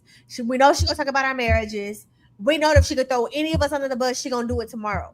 I don't expect my thing is, why you want to be friends with her then? That's my thing. Why do you want to be friends with her? We don't know. I don't expect a Heavenly. What does she got on them? To articulate and understand the conversation that I'm having. But I expect you, Dr. Simone, who I've worked with, who knows me, who love me, who I know you. I know your family, and I know what you're all about. You are showing up differently. She's showing up the same. People don't expect much from her, but they expect more from you. And so I'm trying to make sure that as your friend, I'm not finna coach Heavenly. He's gonna be Heavenly. We know Heavenly is a Hellcat, and we know that ain't no point of me even talking to her. She gonna do it again next season and the season after that, because that's why she's good for TV. Simone, I'm more concerned because you're taking this to heart. I'm seeing this hit you a little bit differently. Yeah, I'm seeing how you're behaving. But she's not acknowledging why it hit so much. That's what like me and she on the same page. This is like you won't even admit why you know it's hitting me different. Why I'm literally looking at you caping for this crazy old lady in my face time after time after time after time again. And if you don't think they had a conversation off camera about this situation, and for Jackie, I'm sure they did. I'm sure they did. I think the issue is people think that because she's not holding Heavenly accountable, that she's like more leaning towards Heavenly. What I'm telling you is, I don't think that is. That is. Heavenly will tell you that. Heavenly said out her own mouth. She say Jackie be agreeing with everything that I do and everything I say. She'll say that to you. Oh, but I don't believe Heavenly on everything. That's what I'm saying, Jasmine. Me and you are on the same page. I believe Heavenly is for Heavenly. And I do think that Dr. Jackie, for whatever reason, like she loves Heavenly. But I think she loves Heavenly because she uses Heavenly as a mouthpiece for the things that she want to say that she do not say. Thank you, Shay. I may not agree. In that moment, she could have said, you know what, when we were going through it, I saw it one way. But now, after watching the film, that's all she had to say, I think something different. Doctor, when have y'all ever that reunion is Friday? She ain't going in there with that. She's not. She ain't never gonna pick a side. What she is always gonna do is try to be more about we need to be right. Yeah, it's an alliance game. At this point, it's an alliance game because even like, and I think that's where Simone is hurt. Like Simone is like, It's an alliance. Like, you need to be standing up for me. And what I'm telling y'all is Dr. Jackie ain't standing up for nobody. Not doing it. After she got dragged for her husband cheating on her, that changed the game for her. That's what I'm trying. It's not even about her relationship with Heavenly. It's not about her relationship with Simone. What she is saying is, I don't care about none of that. I love y'all. But like, after I got dragged and after like I've been hurt like this, I am being bipartisan. I don't want to pick a side for anything. I think that's the problem with Dr. Jackie, if we want to call it. The problem is Jackie is so like cares so much about her reputation and has been embarrassed so much on this show. She said, I signed up to sell product. I did not get on her to tell my business. You got it, Jasmine. You got it. Even though her best friendships are going through it, she ain't standing up for them because she's like, I've been there. I'm not. Maddie, she done messed around and got you as a client because of this show. You think she care? She didn't come here for that. She came to get you. That's it. I didn't come for this mess. I must say, I don't think that she like got dragged for the whole cheating thing. I think the stuff she's got dragged for is stuff that she has done, and the lack of remorse that she has shown. Like that whole Buffy situation, that didn't even have to be as big as it was. It could have been. She just couldn't say she's sorry. I'm sorry. You know what? Bro, this season she just told that girl her throat is her thyroid enlarged. Yes. So we haven't learned anything. We literally said that Black women exaggerate their pain when they're in the hospital. When you already know the stigma, you actually see it. And you, as a Black woman, said this about other Black women. And we need to be able to advocate for ourselves because a lot of times we be the ones dying on the table because people don't believe the stuff that is happening with but then body. You have a Black female doctor saying this. So it's like the stuff she's gotten dragged for, I feel is But Shay, you are proving my point even further. She is more concerned about her own personal reputation. That I don't think that Jackie is not playing this game as a friend. She is playing this game as I am on here to gain more patience, sell my business. I'm not talking about my husband no more. I'm not showing y'all my family life no more. She tried to the beginning of this season. You're not. You're coming from Toya about that Curtis was gone by right. Toya got the song. Yeah. Curtis was gone. He was gone by the 4th episode. He was up. He told Quiet them they not married. They shouldn't be having no kids. And that's coming up. I can't wait for that. All I'm saying to y'all, we didn't talk about that. Jackie cares more about her reputation than any friendship she got on this show, and that's the saddest part. Jackie, what people don't talk about is they're like, "Oh my God, Jackie is here to sell products and to build her business." True. Simone and her have had a friendship, but she is never going to put that friendship over her reputation to be able to get more clients, celebrity clients, regular clients, and be an advocate for women's health care. That is why Jackie is on this show. So if you're looking at her to be a voice of reason between two women, baby, that's not her purpose. That's not what she wants to be on here. So she's like, listen, if y'all want to talk to me about, breast cancer awareness, if y'all want to talk to me about like women getting their checkups and their old shots to get more whatever, let's do it. But if y'all want to put me in the middle of between two women arguing back and forth, this is the most y'all gonna get from me. And I just think, like, to your point, now is the time to assess what she brings to the show. Yeah. Because that's what you're getting from her. That's what you've always the medical cases. She brings the medicine part to. She brings the celebrities. She brings the celebrities. Let's talk about it. Like she validates the brat. She just validates the show for sure. That's why they're never gonna let her go. Look to Jackie to be a voice of reason between two women that is beefing. That's true. That's not gonna happen. Like, stop it. Like, y'all. Jackie is not going to. She ain't do it with her own husband. She didn't even give us reconciliation with her own husband on camera. They just appeared back together. And not for nothing. She's not going to do it. Simone, this might be her retribution for doing all that stuff to Mariah and all the stuff she was doing behind the scenes, doing all that. It could be her karma. You better talk, Jasmine, because it's like also heard is Simone was the one as to why Mariah Hook was gone. And so now Simone was doing the producer's bidding. And doing everybody's bidding, and she was protected because of it. And so Now, because her edits is not. They not. No, Simone edits always bad. Cause she's screaming 90% of the time. You can't unedit that. Like, girl, I don't like Simone strictly because she yelled too much. It's too much yelling. I love it. Can I tell you why? Drives I feel the passion in her voice when she's mad. And like for somebody who is like, y'all know we parents on this thing, right? Girl, she like your kids and your husband driving you like that. I couldn't imagine. Like when she literally bought a whole nother house and lived closer to the hospital. And you know what? And that was her best season. That was her best season. She was so calm. Bruh. She would have kept the house. Yeah, well, she had that north house and the south house. Bruh. And now I understand why she had a north house and the south house, because they work out in Duluth. Her and Jackie do. I get it now. All I'm saying to you is these are still their real lives. Like they're giving us, of course, some pieces of, but like Simone, we've seen her personal story. Sister's going through it at home. The same issue she had 10, 15 years ago when she was ready to divorce this man. She said it ain't changed, and the kids are even grown up, and they still acting like they don't understand what's going on. Grown up, baby. When the husband is talking to the kids like y'all about to make me get into it with your husband with my wife, I have never seen. Let me tell y'all something.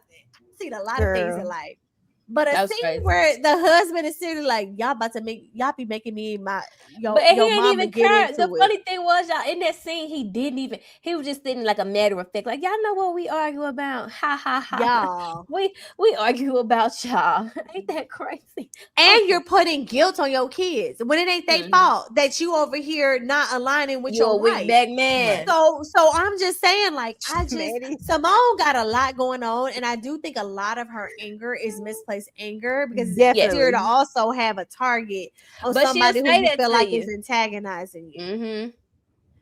She'll say that to you though.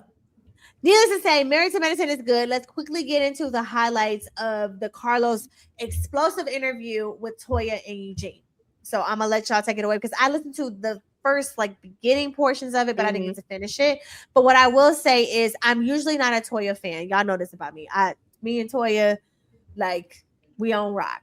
But what I will say is I felt like from the time that I did listen, first of all, we loved her outfit. Toya, you look fire, girl. Sis, fire. Love the cute dress you had on. We love the boots you had on. Hair was laid down. Like, you looked amazing. Let's say that. And then two, I love that Toya is willing to be messy because it makes it easier for her to be a reality star. And I'm going to let y'all take it there. Continue. But see, to that point, though, I thought the interview humanized her. So I didn't finish it all the way through. But I watched most of it, and it did humanize her. She spoke very highly of Quad in the beginning. She had an opportunity to be messy and talk about the Quad and King situation. I thought she handled it diplomatically. Because the man bought her son. The man bought her son a car. And she was like, "Listen, that's a he didn't buy her. He didn't buy it. No, but she was able to purchase it from him. I'm sorry. She didn't buy the car. It was a test drive situation. Let him test drive it for a weekend. She didn't buy him. But she did buy him a really nice car though for his birthday. She bought him a car for his birthday. Yes, she did. She put it on Insta. Okay, but that ain't got nothing to do with King. So I thought she could have been really messy considering that him and Eugene are friendly. Yeah. I even thought she talked okay about Heavenly. Yeah. And that was surprising because again, we've seen how Heavenly is on these interviews and the things that she says. Yep. So I wouldn't expect her to take the high road like Toya did. I'd like to see Eugene in the interview because like we said, I was definitely convinced and I'm still kind of convinced that he's an abused husband. Shay, can I just stop you right there? Once she told me he was a Sagittarius man, I feel like I've been okey-doke. I've been okey-doke my entire life. Baby, for somebody who has dealt with a Sagittarius man for 5 years, that man is playing a game. Yes, he is. We only seeing a small portion of their relationship. He said it. Let me tell you, y'all don't see me act a fool on camera. He acted a plum fool. He said it out his mouth. Said they don't catch me. Sagittarius men, baby, they borderline barely even want to get even settled down. So the fact that she even got that man to even settle down, and even marry her tells me everything I need to know. That's one. Two, the fact that, and this explains so much now, when he's like, well, I want to go do my thing and I want to go here and I'll come back to the house. Let me tell y'all something. Once he said he was a Sagittarius, I said in the interview, Toya's fine. They're going to be fine. That man is playing a game on this TV. He is acting. That boy is crazy. And he be gaslighting her. And this is why she be coming at him in the way that she coming crazy. Because that's the only way that you can come in a Sagittarius to get an answer. You gotta that's what she said. They be she gaslighting. She don't be heard. She said she they are the best gaslighters on the planet. So you gotta come at them disrespectful to get some answers. So I now understand her plight. I just kind of feel like it always seems to happen on camera. Yes, which is crazy to me. I just don't understand that part. I just don't. She talked about I'm gonna give an overview because I watched the whole thing. So I'm gonna hit on the main point. I left my notes at work. Yes, I watched the whole shebang. Y'all know I don't play about my girl, my world. Love her to death. First sag man, no, run. If you got a sag man, run. I'm gonna be honest. My brother is a sag man, and I understand now. Run far away. You don't know what's right, what's left. They'll make you think the sun is a different color. They are so good at the game, baby, and they talking. Baby, you will be over here. Your friends will be like, I don't even know you no more. Because I thought you knew a star was a star. And now you telling me that a star is a moon. And you'll really believe it. Because that man told you though. And he made you believe that it truly is something different. Sag men are dangerous. Okay, and once he said he was a sag man. Okay, girl. Okay. Let me talk about the actual interview. Run. Okay. So we started off with the news about King and Quad. We have not talked about this on our pod. Oh, yeah, we got to talk about it. We talked about how we did feel like it was going to happen based on his feelings about her IVF journey. What is King's sign? Let me see what his sign is. Idiot. I don't know. Okay. He probably a Leo or something, to be honest. No, he gives me cold month. His birthday's in a cold month. He might be a Sagittarius. I think he's a sag. He gives me sag. So hold on. His birthday's in a cold because I remember the birthday party. But so it starts off with the news about them breaking up. And like Shay said, I feel like she really took the high road because told him like, yeah, because I didn't believe they was like, I thought she was gonna like really like get into it. She was like, me and Quad are really good right now. Like, we're building our trust. It's taking some time, but I'm just gonna say, like, she was like very much like real about it. Like, she was saying that Eugene and him have gotten close because I've noticed that, like, on Instagram, like he stay at their house, like at all their functions. I be seeing King in the background at the Bush Harris house, that's gonna be a problem. It's gonna be that, but she already. Why did Toya like sweet tea? Like, I don't know, y'all. I feel like Toya be messy with that kind of stuff. But continue. But I mean, but it's a weird place because you brought him around us. Like, it's hard. Like, I'm be real with you. I don't. Yeah, but when we break up, we all break up. Yeah, I don't know what y'all talking about. We talked about that on the first episode of our pod. I don't believe in it. We did. But my other thing was she was saying that her and King don't have no relationship. It's Eugene and King that hang out and they're cool. I'll kill your husband. I said. That's I don't know. I don't. That's the great part for me. It wasn't a divorce. It was just a boyfriend girlfriend breakup. Like, I just feel like it was too deep to be doing. Well, we said, how you out here trying to do IVF with somebody you ain't been dating a year? That's what I said. It's too deep for somebody you didn't want to marry him. Yes, and that's what. So when Eugene came on, because the first half is just Toya. She's talking about her life. I'll get into some of that too, but. When Eugene came in, he really went into it. He said that King also, I think King is an opportunist. Let me just start off by saying this. I think King is an opportunist because you're on the social media platform to announce the breakup because some women is in your in your comments flirting with you. Made no sense. So one, that's some messy behavior. Two, Dr. Eugene was saying that the show and like the fan comments and stuff started to get to him. Okay, you enjoy being on the show. What they weren't talking about him, though.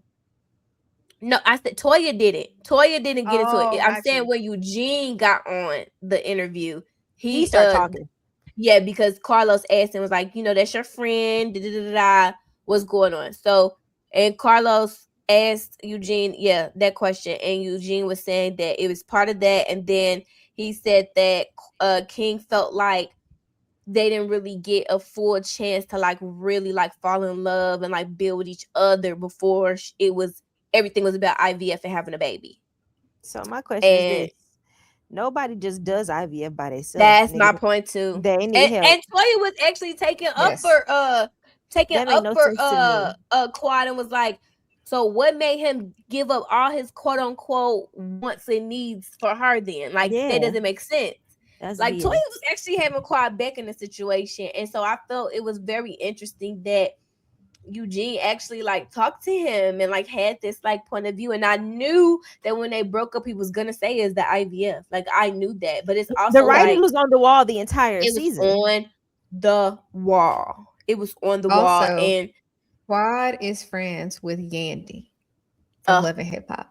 And that tells me everything I need to know about her. Best friends. Like best friends. Oh, they Yandy was on that episode. Yes. Girl, they're best friends. They travel all over together. And she was actually at the at Angel's event. I don't know if y'all caught her. She was looking like that. Yeah, pulling Quad away from Simone. And so I thought that was an interesting part of the interview. Touching on Toya by herself. And he asked her, like, about her upbringing and how that relates to, like, her being on the show. And, like, she was very open and honest. I feel like you said, Shaya, like, it very much humanized her. And, like, how she grew up in Detroit, how, her view of marriage. And she was talking about, like, when she met Eugene and, like, how they got together. And she was very much, like, she was like, I was on my, like, good girl saved. Like, I was celibate. I was praying for a husband, and she felt like that God was like playing with her type thing. Like, I'm 30, what's going on? And she met Eugene, and she was like, God told her that was her man. And she said that he didn't play no games about her from day one. And they got together and they've been together. And it's very much like you said, Marla, like that man is not no abused man. Like when they got to talking about their tiffs and their fights and even breaking down, I want to talk about how they broke down that whole fight that they had, and she was talking crazy because, like I said, Carlos went in on her and was like, the number one thing that all viewers say is they hate how you talk to your husband on camera, me included. And she said, I can completely understand where everybody is coming from. I completely get it. And when I see it, it looks crazy. And I be down about it for a couple months. That's what she said. And she said also in that specific moment, the issue was, she said, was that was a day that he was like away. He was away at work and had came home not eating nothing. And he got drunk. Like he was at that party drunk. I believe but that's my question. Why just not say that then? Yep. In your confessional. I think that's where it gets kind of like it get murky for me.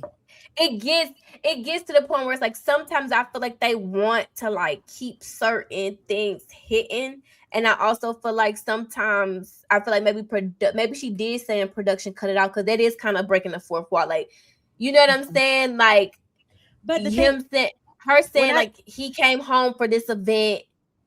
And he got belligerently, like, but it ain't gotta be an event, because to me it goes into your storyline of he's never of home. Him being So when he finally gets home, this is what he decides to do, and he know we got a party tonight, and he wants to get drunk. I think it was also her way of covering for him, because even in that moment on the podcast, she asked him like, "Can I be honest?" Yeah, like she asked him. She like, he like, "What you gonna say?" He's like, "What you gonna say?" Yeah, like he really was like, "What you gonna say?" Like she asked him like, "Can I be fully honest about this situation?" So I think in that moment, that was like her protection mode of like, I don't want to come off like I'm saying my man got a drinking problem.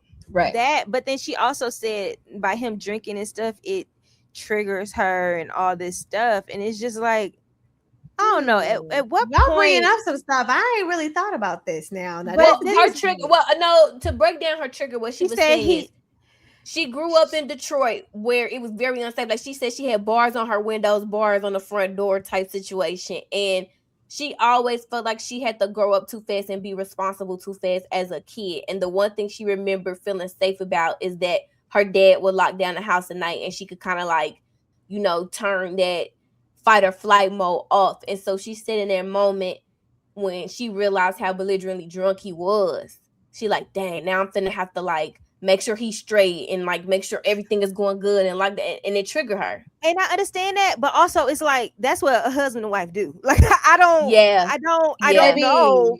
It didn't make sense to Jasmine, me you better moment. preach. You better preach. Like, and I think I'm there for like I didn't understand that. And I think she handled that good because she started talking about why they're in therapy, right? And she said that her therapist was like, okay, at one point, are you too old in this relationship for these triggers? Like she said that. Like, I'm about to say they've been married 18 years. Yes, that's what she said. After a certain point in time, it's like you haven't been living in Detroit for how long? She said you gotta let it go. You gotta. It's enough. She said that's what her therapist said, and apparently, it was a lot edited out. Of course, you know they said they was at that house for 4 or 5 hours or whatever, and she said like after like heavily them left, like a lot of them stayed, like King Choir, and they was there to like 3-4 a.m. partying after that. But she was saying that like, because even Carlos was like, but still, like you was going off on him, you was doing this, you was talking to him crazy, and she was like, wait, no, it didn't happen like that. Like he was cussing me out when he came in the room, and Carlos was like, that no, it was you jumping off on him. And then Eugene was like, oh, well, that's crazy. They never get me on camera. Like, he was like, he admitted, he's like, I was cussing her clean out. He said it. I'll be real with y'all. I feel like. You think he be capping for her? You think it's that deep? I do. He go that far. A little bit. I feel like no, I feel he go far. Because, I mean, at some point, a man gonna snap. Like, ain't nobody taking all that. Nobody. But I just feel like. Because Carlos said that. Carlos said the viewers were happy. Like, finally, Eugene snapped. Yeah, I just feel like. He said that. I don't know, man. Oh, my God. What? Well, I finally did some sleuthing. King is a Libra, bruh. He's the same as Darian. Well, maybe he got. So let me tell you. Okay, so wait, Libras Marla, are about. Wait, Marla, you interrupting the flow. Wait, I'm sorry. Go ahead. I'm sorry, but like it's making sense to me now. But I get it. We gonna get back, but I think it's kind of 50-50 because there was moments in the interview where even he was like, well, I'm finna step in like a husband, like defend my wife in this moment, right? He would say that, right? Yeah. I think that two things can be true. I think that there are a lot of things that we're not gonna see him do on camera because it's gonna feed into. It's not the character we've created. But Mandy, he has been, to your point, he's been on camera for so long, y'all. Like this ain't a new character. Like so that they have to like personally be like editing stuff out because this is why I don't believe this is who we created. We created him to be this man. You have been too long. I think Eugene is a wonderful person, and I think he met his match with Toya. But part of the reason why he married Toya, he said he prayed for her. She don't let him get it. He don't let her. She don't let him get away with nothing, and he needs that. Like he needs that. And we don't get to see that side of him that like I like until today I had no idea that man like was a Sagittarius man. Until he said that, I said, Toya, I will literally take back everything I said to you about Eugene because now knowing you have to play that kind of a role to get them into because other than that, if you let them get away with it, they will keep doing it. Yeah, they will keep doing it. Yeah. Like she's literally like, if I don't badger you about bringing your butt home, you not gonna come home. So yes, the cameras are gonna see me eating your tail about you and these jobs because I don't see my man. Because if I don't talk to you about it, you will keep doing it. Yeah. So like I now better understand what she's dealing with. And this is also explains to me why, like, he just be looking at her like, I don't really care. Like he don't be caring. He don't be caring. He don't be caring, y'all. She can like it's borderline. It's borderline crazy. Like, but that's what that's what I said in the chat. I said what I said. They both crazy. They both diabolical and they both delusional in their own and they're never gonna break up. Marla, never gonna break up. He literally said because they were talking about like what they prayed for in a partner. He literally said, a quiet woman don't do nothing for him. He said he specifically prayed for a woman that is boisterous, outspoken, and he literally said that he said, I don't like quiet women. I dated some before, it didn't work out for me. He was like, what I pray for is exactly what I got. Right over them. So now I better understand. This is y'all need to understand. This is the Jay-Z characteristic. Like Sagittarius men, they are the most difficult sign of men outside of Leos to deal with. Because they all love them. They are very difficult. And so like I now get it, Toya. I now better understand you, sis. You ain't gonna hear nothing else from me about how you handle your fighting for her life in that household. She said he be slamming doors, walking around, screaming around that house. I believe it. I believe her. Well, and she's the only woman. She's the only woman in the house. She's the only woman in the household. And then she also said that like if I believe her. And you got to think about it too. She said something that was very important. She was like, and he's also a doctor, so he really always think he's right. So I can't ever tell him he's wrong. But all Sagittarius men think they right. Like they trying to add a doctor to it. Add a doctor. They trying to teach you. They're like, oh, you don't know how to do this. Let me teach you. I don't need you to teach me nothing. Like he said that he said that it'll get so bad sometimes that he'll be in her phone texting her long text messages about why he right and she wrong for days on end. Like that's what she be. Woo, baby, that's triggering. Okay, you know like, what? So what I'm gonna say is, Toya, they in marriage counseling. No, I need y'all to hear this. I am sorry. I did not know. They literally portray him to be more of a Cancer. He is not. He's not. He is the furthest from. You are dealing with somebody who is so diabolical that they can portray themselves to be something different. And they are completely like we think that he is like this. Oh, Toya, I love you so much, babe. You could absolutely. He is not, and he not, like, and he not, so bad. And he not. Like, and you know how you can also tell that he not like that because the way them boys be going off on Toya too. That's real. Yeah. Think about it. Think about it. What's been giving her hell? They see their daddy going in on her. You see what I'm saying? They don't just get that from nowhere. Okay. And that's real. They be joning on each other all the time. Like they have that type of relationship. Toya, I'm sorry. I need Bravo to show the real y'all. I think that's part of the problem. I want them to. They show her as a villain when it comes to her family, specifically her marriage. But if I bet you if they was to actually show some of the foolishness that he be saying to her, we would better understand why she has to like stand up like that. Yeah, for sure. So, and he be saying stuff like even on the interview, he was like, "No, I got the exact woman I want because I know I could go do what I want to do. And everything gonna be right at home." He said that. I'm like, okay, all right, cool. Well, there it is, y'all. I mean, it's right there. I can go do what I want to do, and I know how home gonna be fine, baby. May that love never find me. Okay, so that's what so she got mad. Last point I would say, the one thing that she did push back on, like when he was like, Carlos said, like, everybody wants your soft life. Everybody wants, and he said, but you probably don't see your life as soft. And she said, it's not. She's like, my life is not a soft life. She got to deal with so much dealing with that man. Are you kidding me? That's what she said. She's like, that's a misconception about her, is that like her life is just this. That's probably why she be at tennis all daggone day. She gotta get up out that house. That man don't come home. No. That man don't come home. He don't be at home. He don't be 5 hours away. Even in the interview, she said that he drove straight from 2 hours away or something, his job, to come to the interview. So he wasn't even there when she left the house. He get to live a cush life while she is taking care of their kids and their house.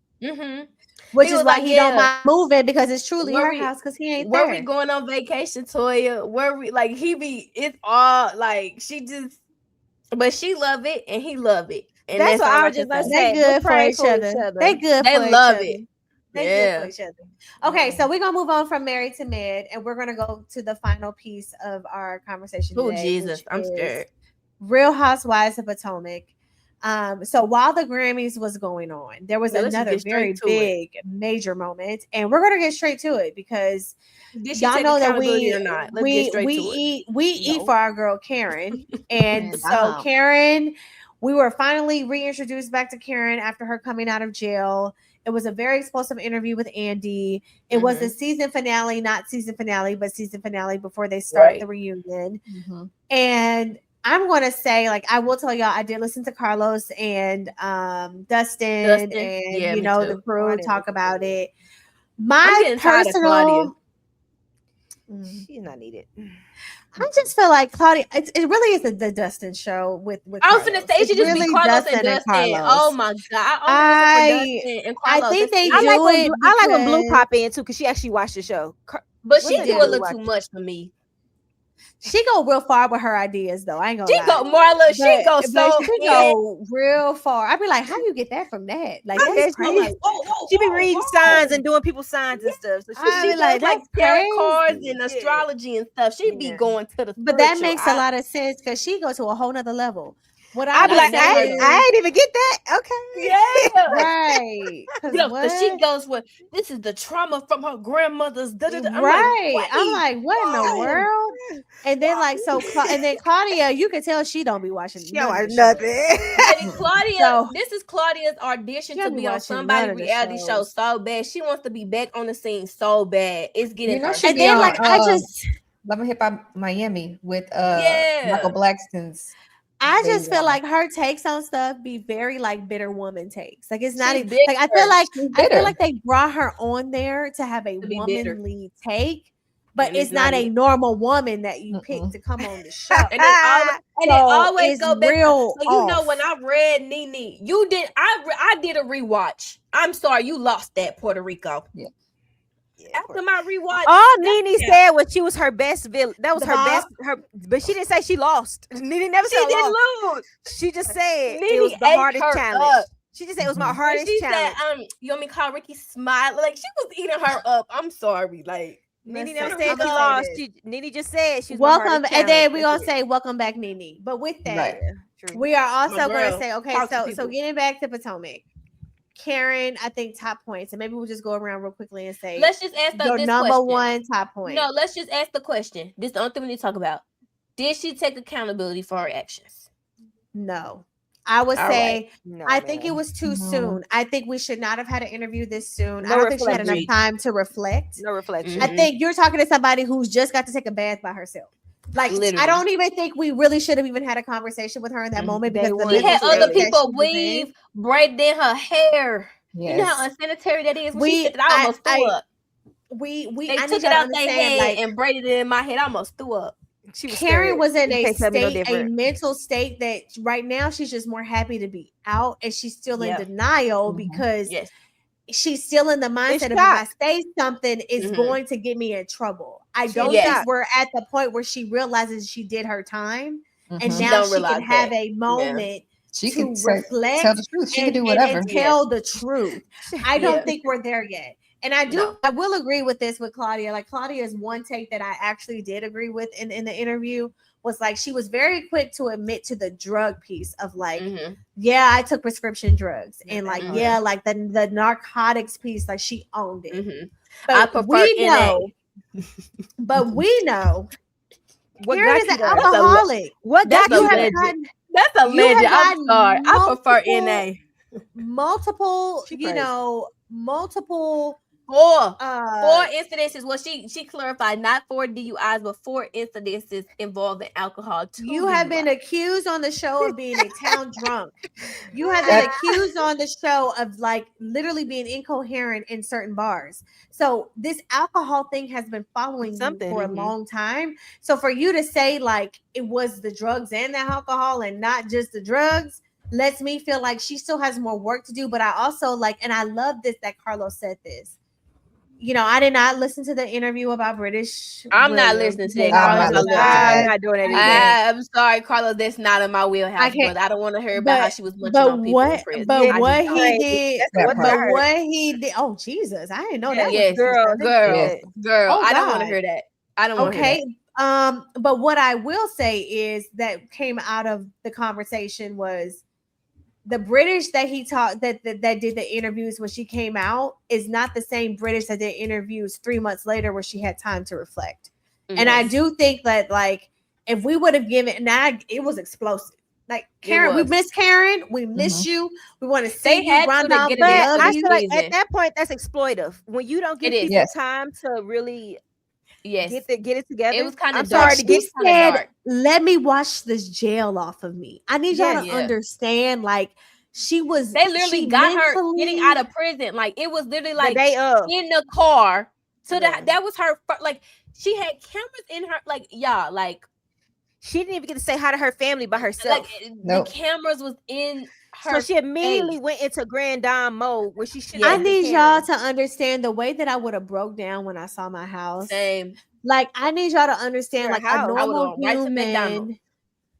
Okay, Mandy. I want to make double. I don't know if I'm gonna eat a McDonald's. I don't know if that's gonna be my first meal out, but okay. It's definitely not my first meal out, and maybe that's another episode for another day. Okay. But what I will say is, like, I think Karen is somebody who she feels she plays this role of the grand dame of like people expect me to be a certain way.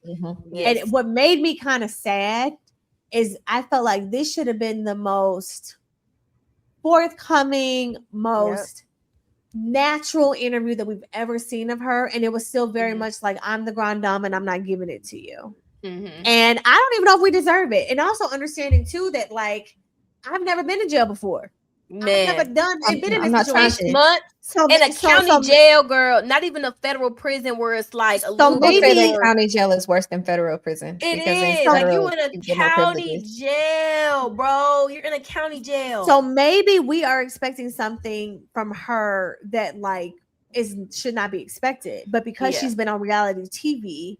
It's like we're like, you need to show us your life, and it's like this is actually a piece of my life where I don't owe this to you. I think what should have happened is we should have seen her at the reunion where she had time to get her thoughts and then together, have the 101 as like the fourth part of the reunion. And I think it was too soon, and I think like, and I get it, like. And I think they brought up a lot of, she probably got paid a big amount of money. She hasn't made any money for the last, the time she was there. They did this with Teresa. Yeah, they did. But Teresa felt different because, like, to me, Teresa wasn't. You can say Teresa had accountability, but like her husband really, like, she signed a document that she shouldn't have signed, right? And so she found out what that document meant. I'm not giving her that. I think she was guilty. So all I'm saying is, like, I feel like with Teresa's, a lot of people look at hers as like her husband did it. I think in this instance, we have had where Karen has had 4 DUIs. So at what point do you say it's you versus you being able to blame it on someone else or a prescription? But that's addict behavior, y'all. We acting like this is not what addicts do. Yeah, this is literally textbook. I'm an addict. Like, addicts do not take accountability for their actions. It's an addiction. It is a disease. Like, and like she said, I'm living with the disease of alcohol. That's what it's real. Like, it's a disease. What threw me off was her take that she took with her daughter, like I'm happy you can see me like this. Because you can know what a real woman goes. Like, I was like, why would that be why was that the PR move? Because God put me here to help these young girls. And that was I was like, girl, that's a weird take. I'm trying to tell y'all what it is. Unfortunately, Karen got out of jail and had to turn into the grand dame. The hair situation made me so sad that she felt like I can't show myself as who I truly am in this moment. If you want to put on a people scarf, expect more from me. And I think that when she got in that car, and I will tell you, there was this one moment where I just was like, I almost broke down in tears. She was shaking in the car.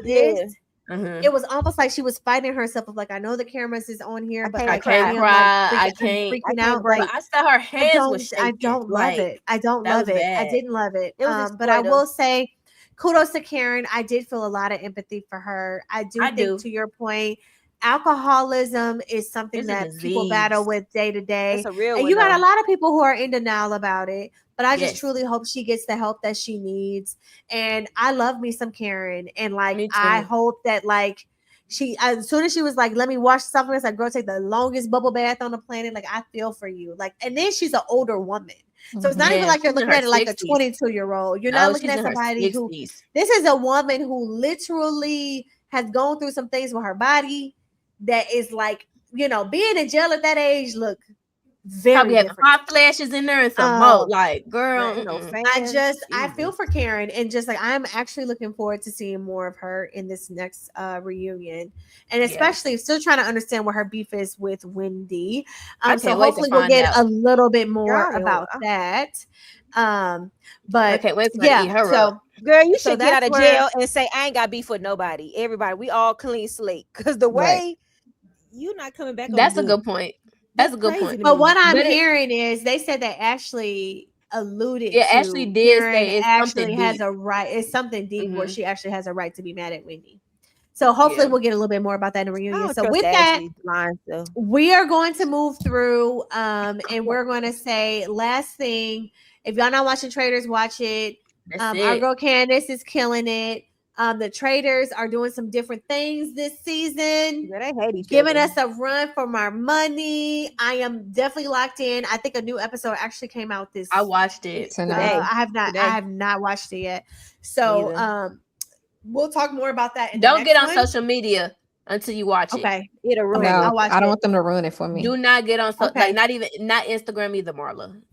I saw okay, is that explosive? Yeah. Okay. Explosive. Okay. Yeah. Don't get on social media. Last but not least, honorable mention. We have to mention Basketball Wives is at its end. Good. Shawnee did announce this week that Happy Basketball Black History Wives Month. is being right. Oh my god. On me. It's being discontinued. Yes, it should be. And so with that, it is the last of its iteration. I can't think of the last time I actually watched a new episode, but for those who were watching, chime in. We'd love to hear more about how you feel about it because I honestly don't have an opinion because I wasn't watching it. So. It was legendary. Shout out to Drea.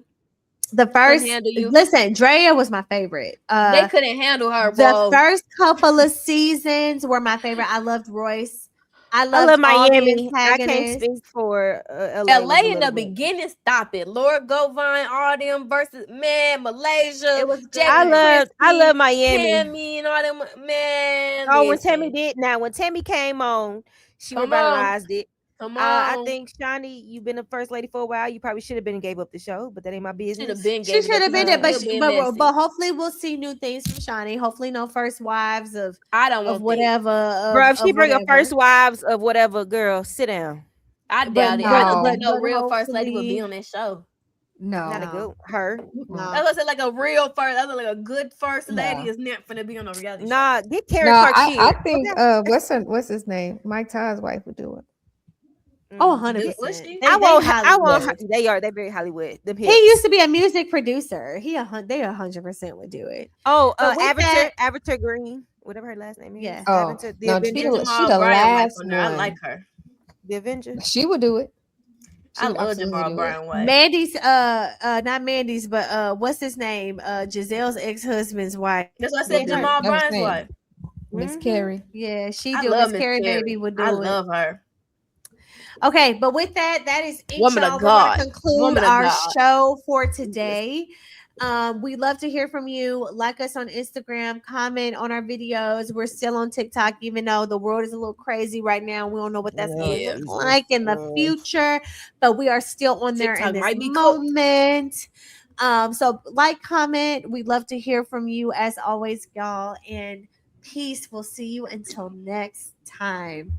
Bye. Happy Black History Month, y'all. It's Black History.